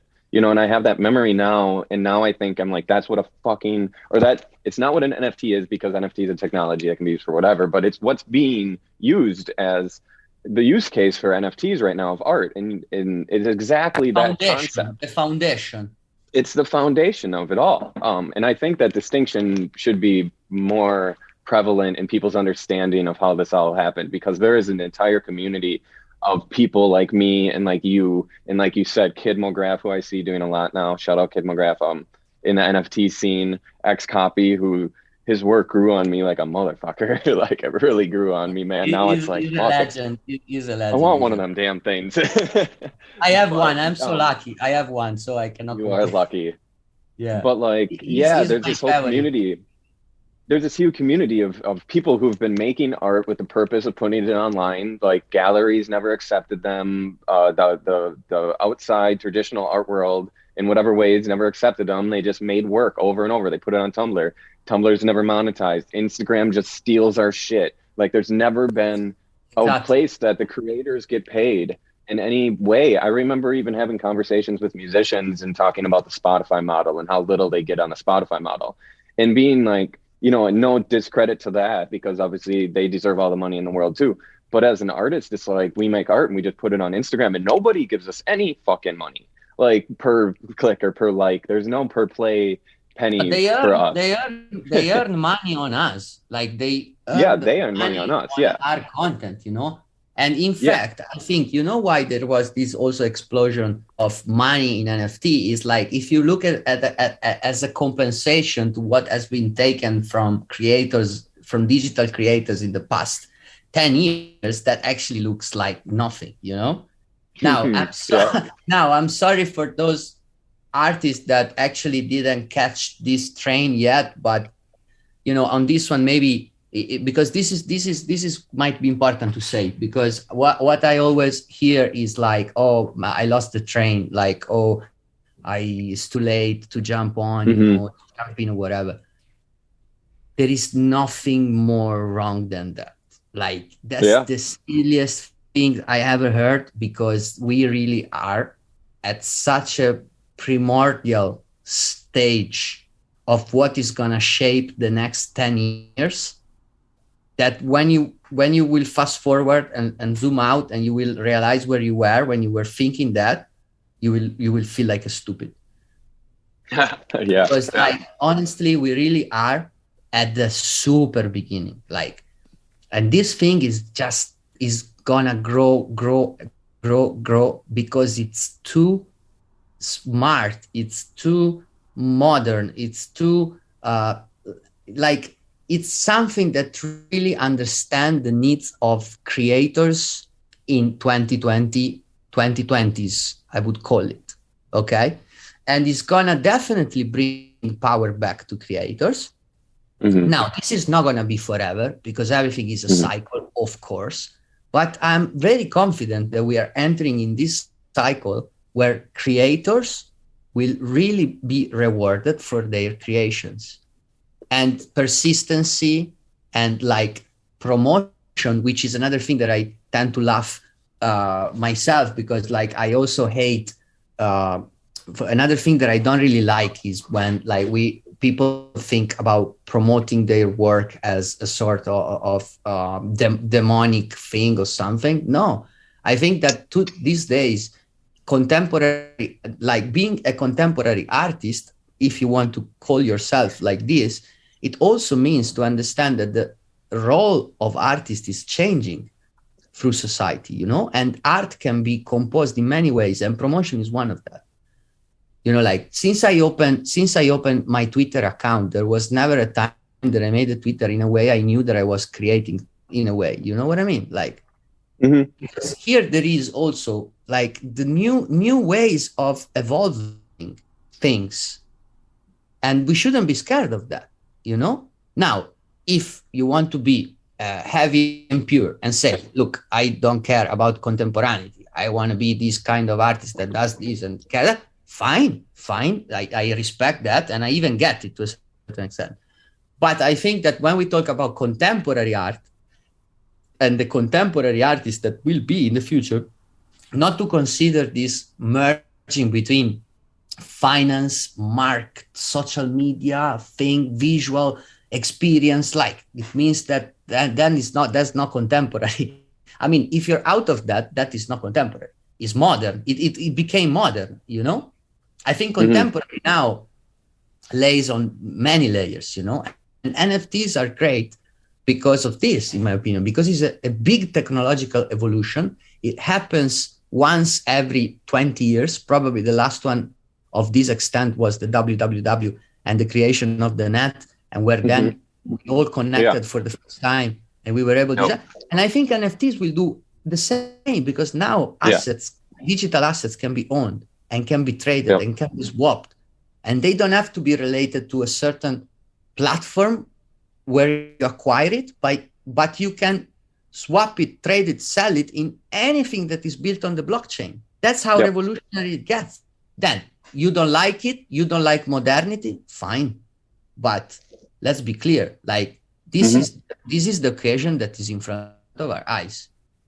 Yeah, absolutely. It's like somebody, when the internet came out before, it's like, oh, that's terrifying. Okay. Or like, I don't want to use that. Exactly. Like, okay, don't. But it's fucking happening, and it's going to change the world. And if you're not on it, you're going to be, left behind in some respect, for good or worse, whatever, good or bad. But it doesn't matter. Either way, it's happening. And I agree with you 100%. Even like, I don't even like to make, like my understanding hopefully will expand through these conversations that I'm going to be having with people, and conversation that I continue to have with you and everything like that. But even just the way that like Web3, in my understanding of what that means or whatever, how it works and how it operates, having nothing to do even with the financial system or having to do with art, but just the way it works is so intuitive. It makes so much more sense. It's like, I think just that people don't realize, like, this is how you're going to use the internet from now. Like, you need a MetaMask because that's how you're going to use the internet. I would say that you have to try it. Like, I would just invite people to suspend their judgment until they try. You know, like, and spend, because it really changes the way you use the internet and how you look at the internet. Now, fascinating. It was like, it's not like first time I was getting into Web3 is like, and at that time, imagine there was nothing really around to explain. There was not much, but really it took me 2 weeks to understand. When I understood, I was like, okay, this is going to change the world. That's it. Like for me, it was a no-brainer to a point that I decided to go all in, because I was like, no, this is too, I mean, this is not comparable to anything that as an innovation, what I saw in my 15 years, 20 years of young age. Like, I cannot compare it to anything, you know, like not even to social media. Since the internet, since like the beginning of the internet. Because I remember the beginning of the internet. Like, I remember getting on the internet with an AOL fucking disc. You know what I mean? Did you have those AOL discs? You know, they would send them to you for free. And with the noise to connect. Yeah, and all that. Yeah, I remember that shit. And I remember thinking, media. Sorry. Yeah. Well, so not even, like, social media, I didn't have the same feeling. Like, the internet was like, okay, this has changed my life forever. The social media thing was like this is something to get me somewhere. It was a product. Okay? It was a product. This is not a product. This was a shift. This was like the only thing comparable is the www, because the www was not a product. The www was an invention. That's it. Do you know what I mean? Like, the social media was an invention, but it was a product. Yeah. Like, it was basically at the peak of hyper-capitalism. And it was a product. That's it. From day one, it was just seeking for conversion. Yep. This is just the people who starts to use this technology. They become genuine ambassadors of this technology. Yeah, and it's because like they see the impact in perspective. Yeah. It took me, longer than 2 weeks. You're a smarter man than I am, I believe. No. But it took me a few months of just like listening to Twitter Spaces and intaking information, and then like spending a lot of time just kind of thinking about what's all possible. And then there was this epiphany or of enlightenment almost, a moment of just like, boom, I get it. Like, I see the future. I can see it all, and it's going to happen no matter what. Like, and I know that, like, inherently in me. I guess it's a belief, but I know, like, this is future. It's going to happen whether or not anybody cares, anybody likes it or not. This is how it's going to go. Here we go, like, and I can kind of see it, play out. I think it's fascinating. And the fact that, of course, there is lots of rubbish, because imagine that this is as democratic as it can get, meaning that anyone can really just post out things and blah blah blah. And of course, like, it didn't begin as an artistic movement. It's just simply that art was the perfect thing that could perfectly work with NFTs as one of the first use cases. Okay, so but it's not that art people created the NFT because they wanted to create the art NFT. No, art because they just wanted to make money. They're like, how can we get some fucking money? Let's make up this thing. Art happened to be the perfect thing to, merge with NFTs. So that's why that's why artists are getting in now, and this thing will get more and more cultural and more refined and more. So even the fact that at the moment, yes, it's true, there is a lot of trash, but there are some really nice artists, and I'm not I'm not talking about myself. I'm talking about many people that I really encountered on my path, and I can really that I consider them great artists. But this should be even more an incentive to understand how early we are. And things are moving very fast, and things are changing super fast. And culture is getting into a speedlight level. And the people who understand this and understand what is lacking in the space and try to cover those spots, those will be the people that will create success and legacy. That's what's up right there. What you're saying right there is something that I think is so important too. And like, not to go off on a tangent with it, but the idea that this is a space so new that if you see a space that needs occupying or something that's not filled, or a void that's needs somebody, an ambassador to step in and take that position, fill that hole that's missing, like there isn't somebody else. Like you can be the person to do it. You do it. I think that that's so fun. I mean, that's got to be what it's like the Wild West or like the Gold Rush felt like or whatever, you know, like, you know what I mean? Like, it's like, whoa, this is actually undefined territory, and where I can actually stake this territory. Holy shit. You know, like that's not exciting. What can be more exciting for an artist? You know, like, and then we have new media. Like I faced, for example, VR for the first time around 2 years ago. Sure. And, you know, like in a way I got around it. I had my first VR solo show, which was something incredible. And that happened actually in 2020 with Museum of Crypto Art. And that was an incredible experience. Like we were all there, like curator, the museum, the staff of the museum. We had the host, which was actually the creator of the virtual world, which was Somnium Space. And we were all there with our Oculus, and we had this curatorial tour inside the show, inside the pieces, with the curator that was there, and I was seeing her. Like, of course, I was seeing her avatar, but the point is, and plus it was broadcasted live on Twitter while we were doing this, and I was like, wow, you know, like, and now, you know, like I'm getting to use more and more VR tools, like try to think, like it is also very exciting that there are actually so much new potentials. Like if you look at like the potentials of medium in the past 10 years, we haven't been like progressed that much. I think now, you know, through augmented reality, virtual reality, and, you know, many other tools, like there is going to be also another type of, you know, excitement around this new. It's going to be fucking insane. It's going to be insane what people can do, because we're no longer like mediums for artists are no longer constrained to like reality or like what, I don't even know how I'm trying to say it, but it's like very well like, said. We're not even constrained by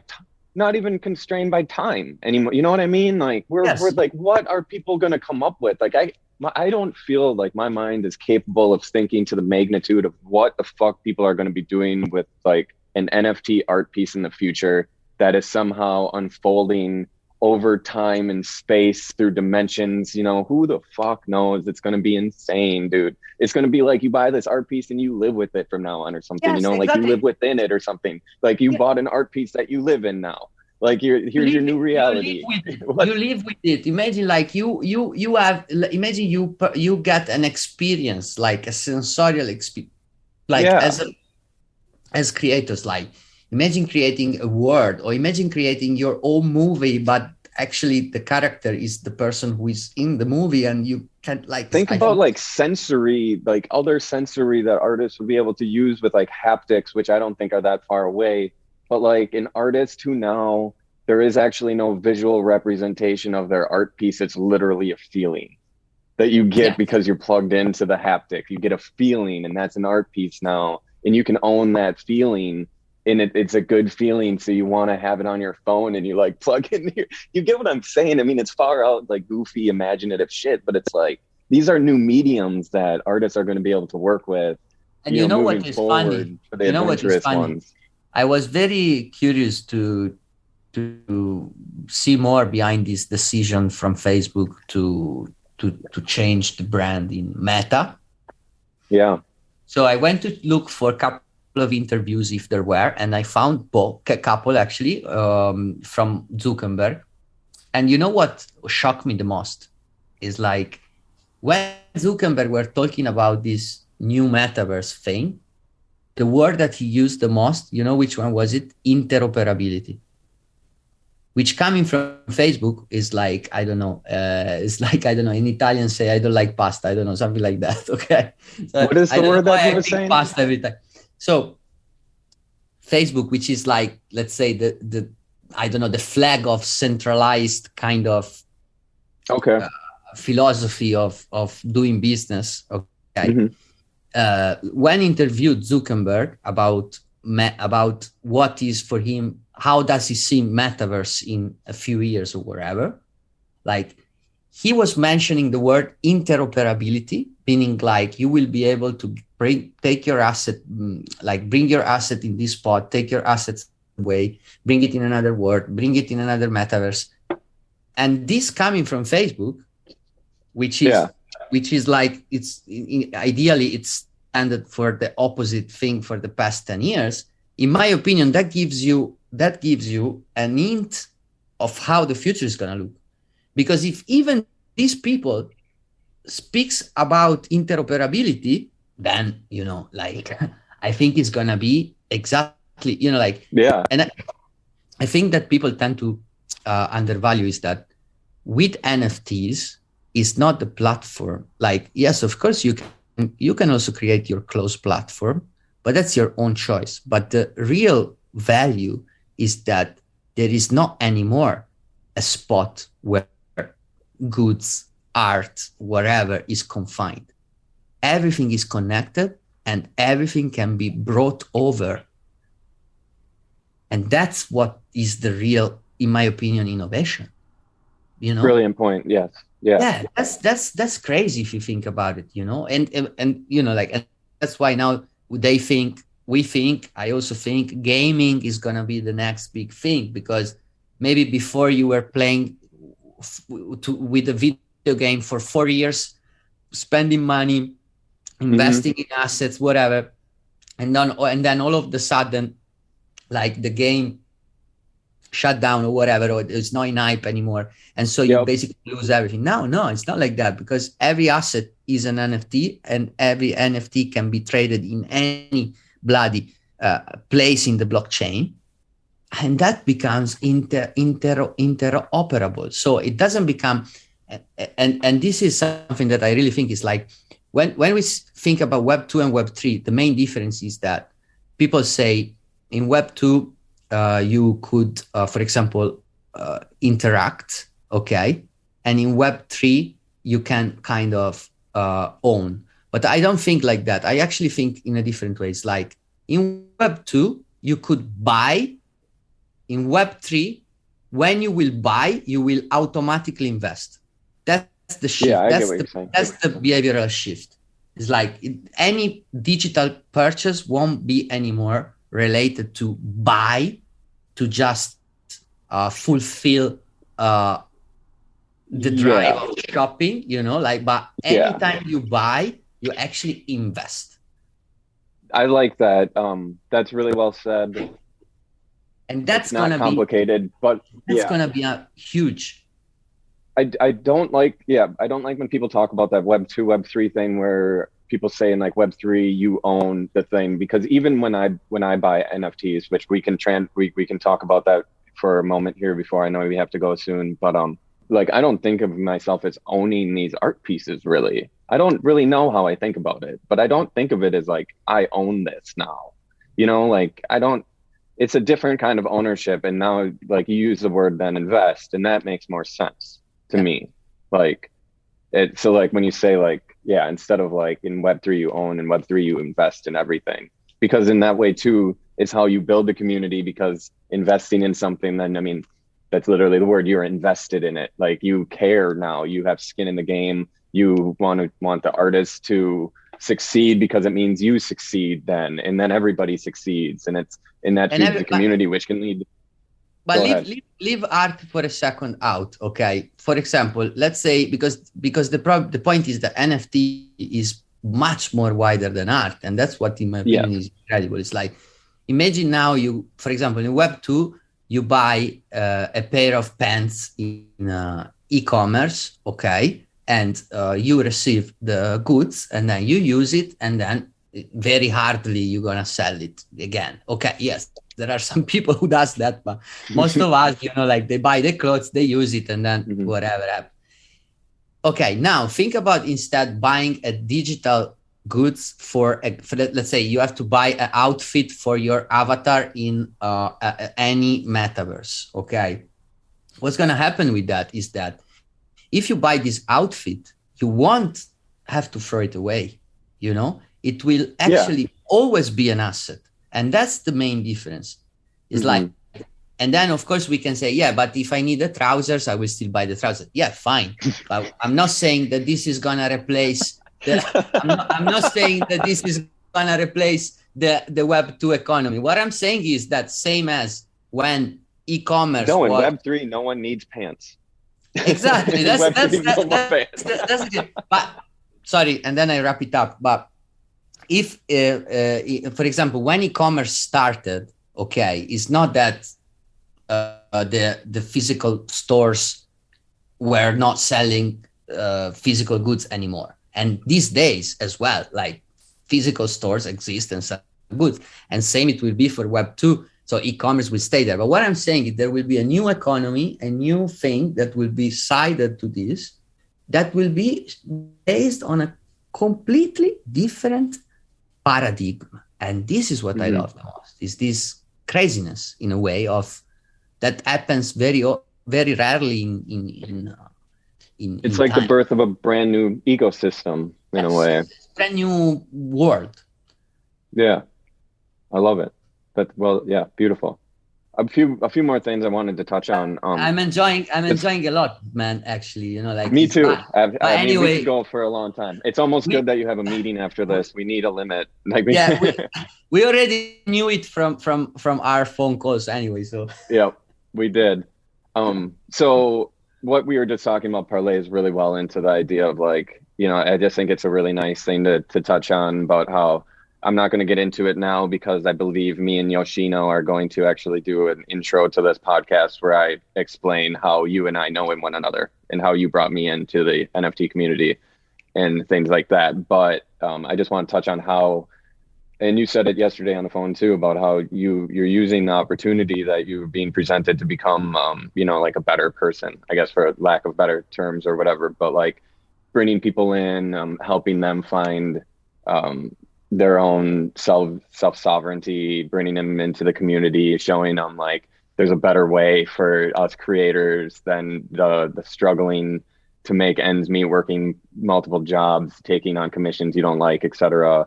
But then also even to the point of collecting NFTs as a good way of trickling that money back down then into digital or the digital underground. I'll use your term yes. To use into the digital underground to the really unknown artists, lesser known artists, even artists in whatever, just anywhere in the world where small amounts of money to us could mean a lot of money to other people.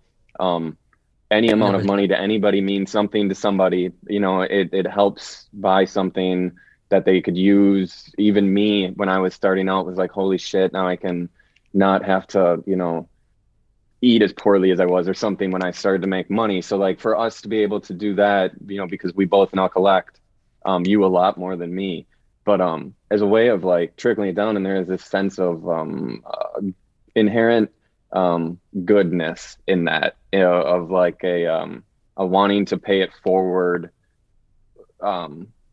in the whole sense of the community that I find present. And I wanted to know if you wanted to talk about that just a little bit, or Sure. what your thoughts on that aspect Sure. were. Okay, you touched two very important things in my opinion, and let's try to break them. So concerning honestly, in these 2 years, many incredible things happens, and to me, which I didn't expect to this extent, because that was not really the initial kind of expectation, Mm-hmm.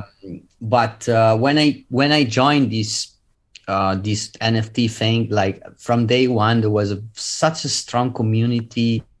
I don't know, it was really, really rare. It's it happens very often, when forum begins or whatever, I joined in a moment there was this really big community sense, and And for example, I remember Mattia C, who is one of the OGs, Italian OGs artists, crypto artists. He really helped me, he really helped me to understand this better. And we immediately clicked, we became friends, but he helped me. And my first NFT was actually a collaboration with him, which he was already known in the space, so it was something really important for me. And there was this kind of genuine feeling like, yeah, Mattia, I fuck with your shit. I like it. Let's do something, And so I decided that I really wanted to preserve this. And as we were saying yesterday on the phone, it becomes a positive chain, And then so I kept this attitude and really try myself as well to help other people, involve other people that I respect, that I admire, that I would love to see them, the best for them.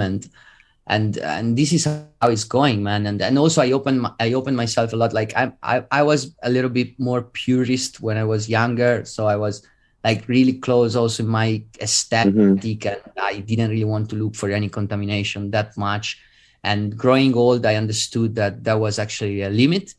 And so I used also this experience to open myself to the world, and some incredible collaborations came along. So I started to connect with other NFT artists and be like, oh, dude, let's do something. And they were like, yeah, let's do it. And this actually probably brought me also to this big success that I'm having.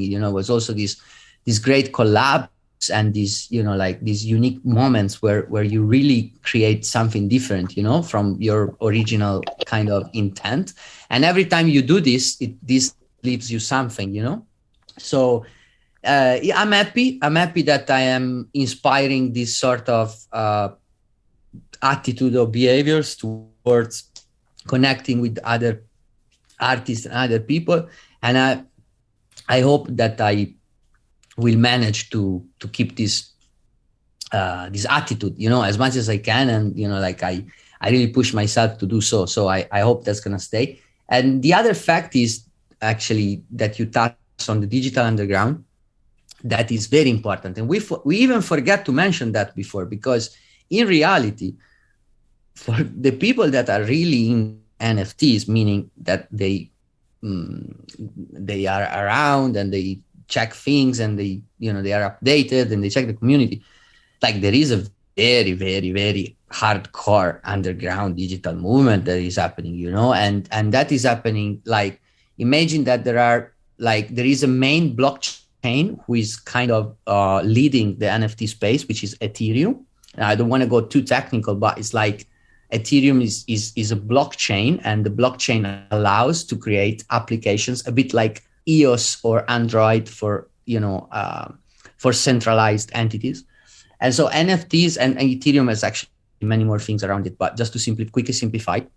And so the let's say the most valuable assets are on Ethereum at the moment, but that also has lots of costs, and we call it gas fees, which is simply a fee which is paid to the miners to keep the infrastructure solid and secure. So every time you make an operation on a blockchain, you have to pay a fee, which is not going to anyone to earn. It's simply distributed through the miners to keep the system secure. Now, this, of course, opened the space to new blockchains that has less traffic, less different algorithms, and that could provide much less fees. So imagine if on Ethereum, maybe you could get to pay up to $50, I don't know, to mint something. So you understand that if you already pay $50 to mint something, either your price point is okay to support that, or it becomes very hard to mint on Ethereum. So these new blockchains, and I think between these new blockchain, mainly Tezos really managed to establish as a new kind of alternative to the Ethereum ecosystem. And the fact that the fees were very low, that to a certain point allowed a flourish of incredible creations into Tez. And I and Jesse both, we love to dig and collect. And it's funny because probably 0.1% of the people who knows about NFTs knows about this. So that's why it's important, to be updated on things. And we were sharing our taste from the early Tumblr days, and we really found some really gems that, and we are collecting it, as you were saying, like unknown artists from all around the world, and paying really reasonable prices, but that can impact their lives, but reasonable compared maybe to what a standard if piece quotation for a really good piece of art can worth. And this is incredible. And I think this movement now, Jesse, I let you go expand on that, but it is a sort of a really, I would call it digital avant-garde kind of, no? Because it's this kind of glitch, but really interesting. Please expand on that, because we share both this taste when we go to collect, and we really could see some kick-ass things going on down there, Yeah, my favorite NFTs are on the Tez blockchain. Some of my favorite NFTs, I shouldn't say all my favorite NFTs, obviously there's so many banners on ETH, but I love the Tez aesthetic is a lot similar to the Tumblr aesthetic, or like the kind of work we were seeing on Tumblr back in the day, where it's like not overproduced. It's like it's simplistic in a way, but it's also like very conceptual in its minimalism, in its conceptualism, in the way that it's made. Like, I love seeing the work that's made with like old video game systems, or like an old Game Boy, or like that kind of stuff. I think that stuff's the real interesting stuff. And I think that taste really comes from, being so enthralled with Tumblr, because I think that aesthetic kind of was forged through that, like that retro futuristic style of work. Not solely, obviously, but I definitely see those connections being made between the aesthetic. And then I know both you and I share that aesthetic for, like the junk art, or whatever you want to call it. I don't like to call it glitch art because it's not all glitchy, but I like glitchy art, and like even the art. It's very conceptual. Who made it? It's very conceptual. Yeah, it's conceptual. It's very conceptual. Even artists making work with just HTML, with just code. Yes. I find that fascinating. It's yes. And I don't even mean the visual code. I mean, they're coding something that creates a visual. They're not even making the visual. They're just writing a code that makes a visual. I find it super fascinating, and I love that it's affordable. I think more people, if they knew about the Tez chain and collecting NFTs on it, would be really into it. I think it's a good gateway for people. Because people think it's all this tons of money and stuff, but it's really affordable on Hen, and it's a good way to support artists and build community, find friends, artists. It's just fun as fuck, man. People are stoked on Twitter when you're buying work, and it's a whole community, and people giving each other props, and a lot of love flowing around in there. But it's great. The digital underground, man, I'm all for it. Yeah, it's the digital underground, and that's where we all, like, we many times were chatting that both of us always been inspired by exactly that we come from the digital underground, like the beginning culture. Of the digital underground, almost like we're part of like the first generation digital underground, you and I would say. And I think I wanted to bring this up too, is that I find it funny that you say that like 0.01% of people that are into NFTs are familiar with the Tez chain or Hen, when RIP Hen. But I found that so interesting because I was immediately attracted to it. It's not even the thing that was exposed to me, it's the thing that was it was shed most darkness on, like it was in the shadows. Like, it seems hard to understand, it seems too dense to get into, nobody's really talking about it, everybody's talking about Foundation, super rare, nifty, and I'm just like, what is this Hen though? Like, this is, and it just drew me into it. Like, I didn't have a choice. Like, and for you to say like it's a rarity even within the NFT community is so funny. Of course we bond over it too. Yeah, totally. And like we had a bit two different approaches, because I didn't want to connect it to the Skygolpe thing, because of course is like, in a way it carries a weight somehow, and I didn't want to even like go, like on this kind of, or actually having the temptation of like using, my sort of notoriety for anything. And so I went on this guise, and actually not many people knows about that I collect a lot on, and it's a kind of secret, meaning that no one knows That's which my collection is. So like I don't have a problem saying actually it's shut out, you know, to that project, because that was really, really cool. Now I know they are having a bit of problems, kind of, even though that's actually part of this experimental process, you know. And I was just gonna say, man, legend shit. Like, this is legendary shit. This is what makes us like excited, you know, like we both from like suburban cultures, like influences, you know, like music type of influence, like and magic is happening at many layers on NFTs. So again, this could be a good point to say, of course media wants to portray certain facts. Of course media is gonna talk about the 69 million sales, or it's gonna talk about whatever, you know, that it's gonna drive a punchline or a clickbait thing to get people to. But in reality, what for the people, I mean, I wouldn't look. I want to put it this way: I don't know one person that is in NFT that can, like, that's gonna tell you not to come on NFT. You know what I mean? Like that's the funny thing, you know. It's like it's very rare. You know, like some people maybe might say, you know, if they are somewhere else, they say no, but you know, there is no. They say no. You know, it's impossible to. So yeah, I think it's good that we are using also this space and this time. It's inclusive. It's to share our experiences. You know. Yeah. And it's a shift from that mentality of like scarcity of like there's not enough for everybody to this idea of like everybody's welcome. Like there's so much, like that's everybody gets a piece, like everybody's welcome, everybody wants to share or whatever.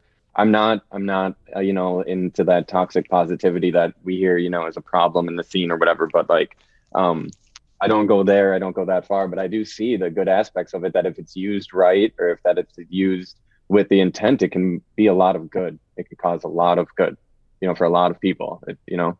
100%. So before wrapping this up, I'd want to touch on the Milan Museum exhibition just real quick, that we can give a shout out to that, the details about when it runs, what it is, because this will come out probably, you know, because I believe that opens this weekend, right? Or something. Shit. Well, it's going to open on the 23rd of November, which I guess is a Monday, if I don't get wrong. Next Monday, right? Yeah, but because it's a museum, is a museum exhibition, so it's gonna stay open till the 6th of February, and that's what is interesting about it is that, you know, for the first time, like the leading and I would say the most influential NFTs artists in the space, they will be exhibited in the museum, where also masterpieces from great masters from the past will be present too.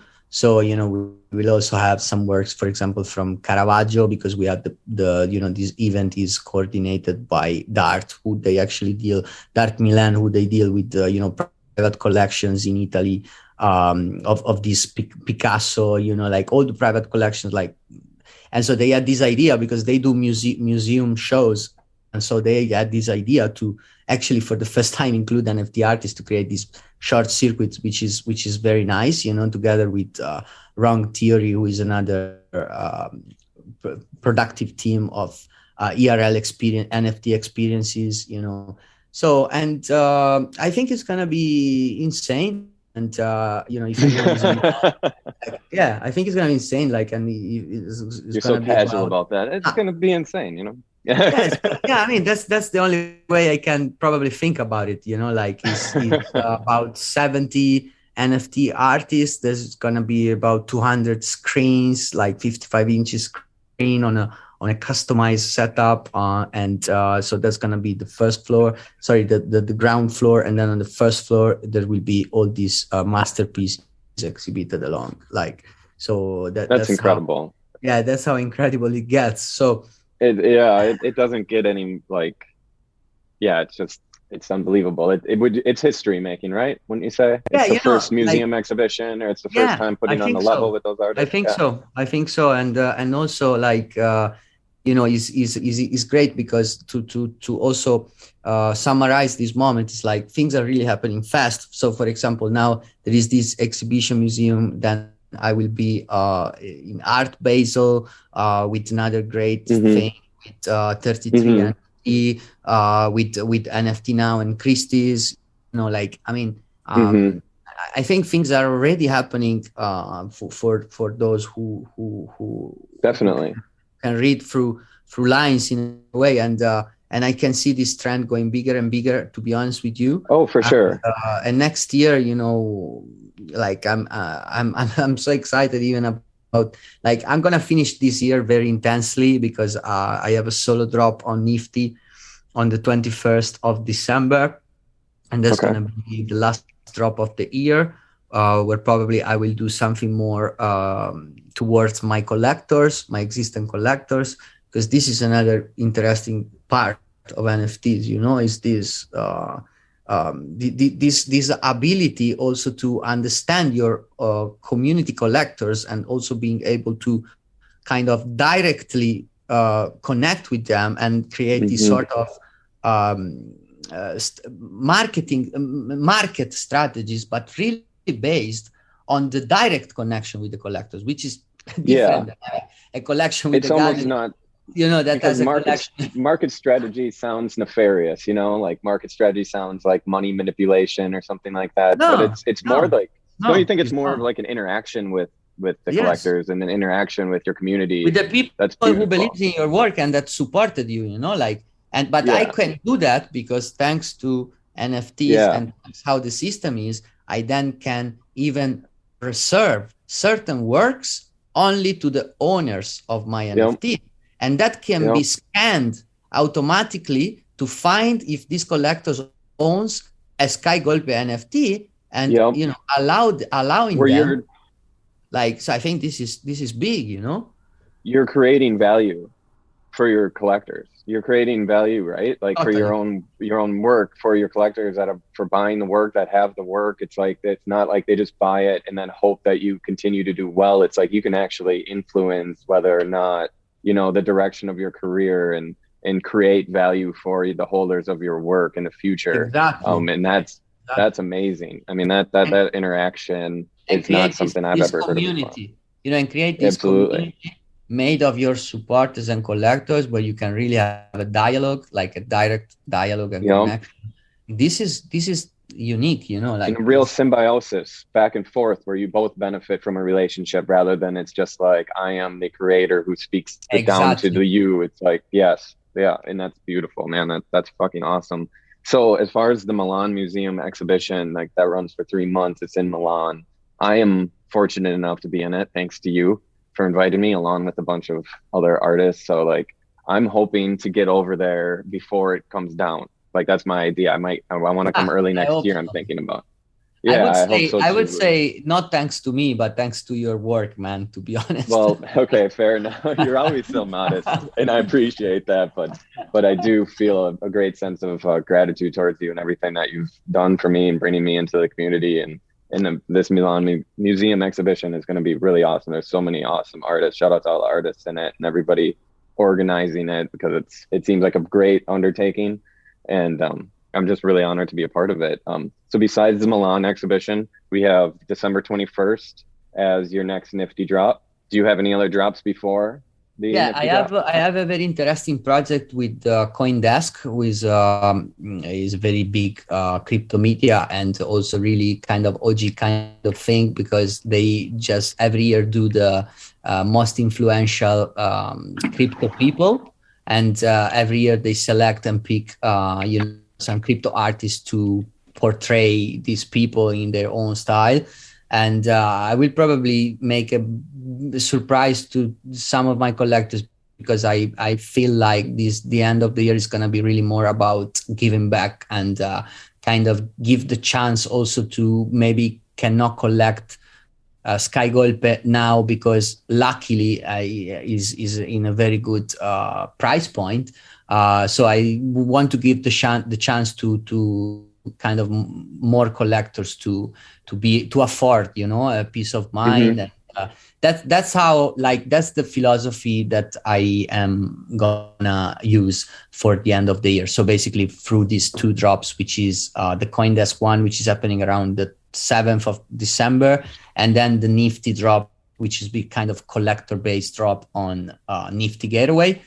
And then, man, honestly, it was 2 years that I basically didn't even breathe.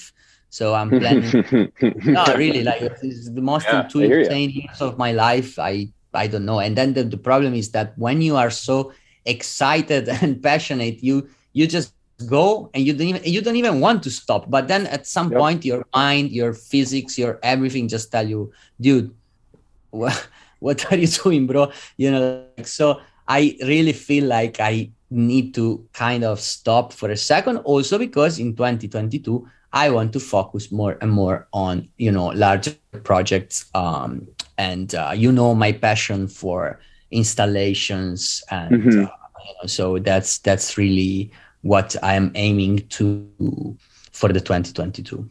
Great. So two things. First of all, I'm on the same page with you about like the rest of the year about giving back. Mine isn't through like drops and stuff, but I definitely am focused right now. Like I'm not even that concerned with like selling my work. I mean, obviously I am, and I wanted to sell, and I'm doing some things right now. I mean, I got a couple things I got to do right now, but it's like I'm really focused right now on like giving back to the people who supported me so far. Like I'm thinking about making like physicals and doing those kind of things for people, and but giving back. And I think that that's cool just to hear that you're on the same wave. And I'm sure you've been on that wave for a long time, but I just got there recently of like, you know, I just want to, I've had an awesome year. I've afforded things in my life I've never thought, and I don't mean goods. I just mean being able to do things I didn't think I was going to be able to before. And I want to give something back to the people who helped me get there. And that's very fun in a way, you know, you can have a lot of fun with that too. And so that's really cool. And then the second thing that I wanted to bring up, I forgot. I think that's the perfect closing, man. Okay. Yeah, that's fair. I can't remember what it was. Yeah. Oh, I was going to say 2022 is going to be a year where you and I work on something together, something really cool. And I'm not even saying NFT particularly. I'm sure it will play a role, but like let's do something fucking cool together. Like with the I didn't want to spoiler. I didn't want to spoiler, but you were more cheeky than me. So yeah, expect something really crazy. Yeah, we're gonna do something cool with from these two weird individuals. Yeah. Because I see some cool crossover happening. We're both interested in like fashion and, you know, darker sensibilities and like the network of possibilities. So I think that we're going to come up with something dope. So yeah, I'm just going to put that out into the universe to make that happen. We're going to do something dope. 100%, man. I actually can't wait for it. So just to go over, you got around December 7th, you got the drop, and then around December 21st, you got the drop, and we have the Milan exhibition, which is huge, which opens on Monday. Next, which I guess I shouldn't say, this is not live. The 21st of November. So if this will probably come out after that. So this is open right now in Milan. So if you're in Milan, definitely go to this show. We'll have the link in the show notes and all that jazz. Is there anything else you want to say, Sky, before we sign off here? Not really, anything mate. We missed, or no, just to thank you, and just to thank you for having me, and as usual for your energy and your positive energy and your inspiration, because you are one of those artists that just to connect with, you know, it really inspires me. So that's I think what matters the most, you know, and thank you so much, and thanks everyone for listening. It was a pleasure to be here. You're a busy man. So like, thank you for your time. Really appreciate it. And I mean, I'm more and more inspired every time I speak with you. So like, I hope for many more of these conversations in the future, my friend. Thank you. All right, my friend. Have a good rest of your day, or evening, as it is evening, but I know you have another call, so I'll let you.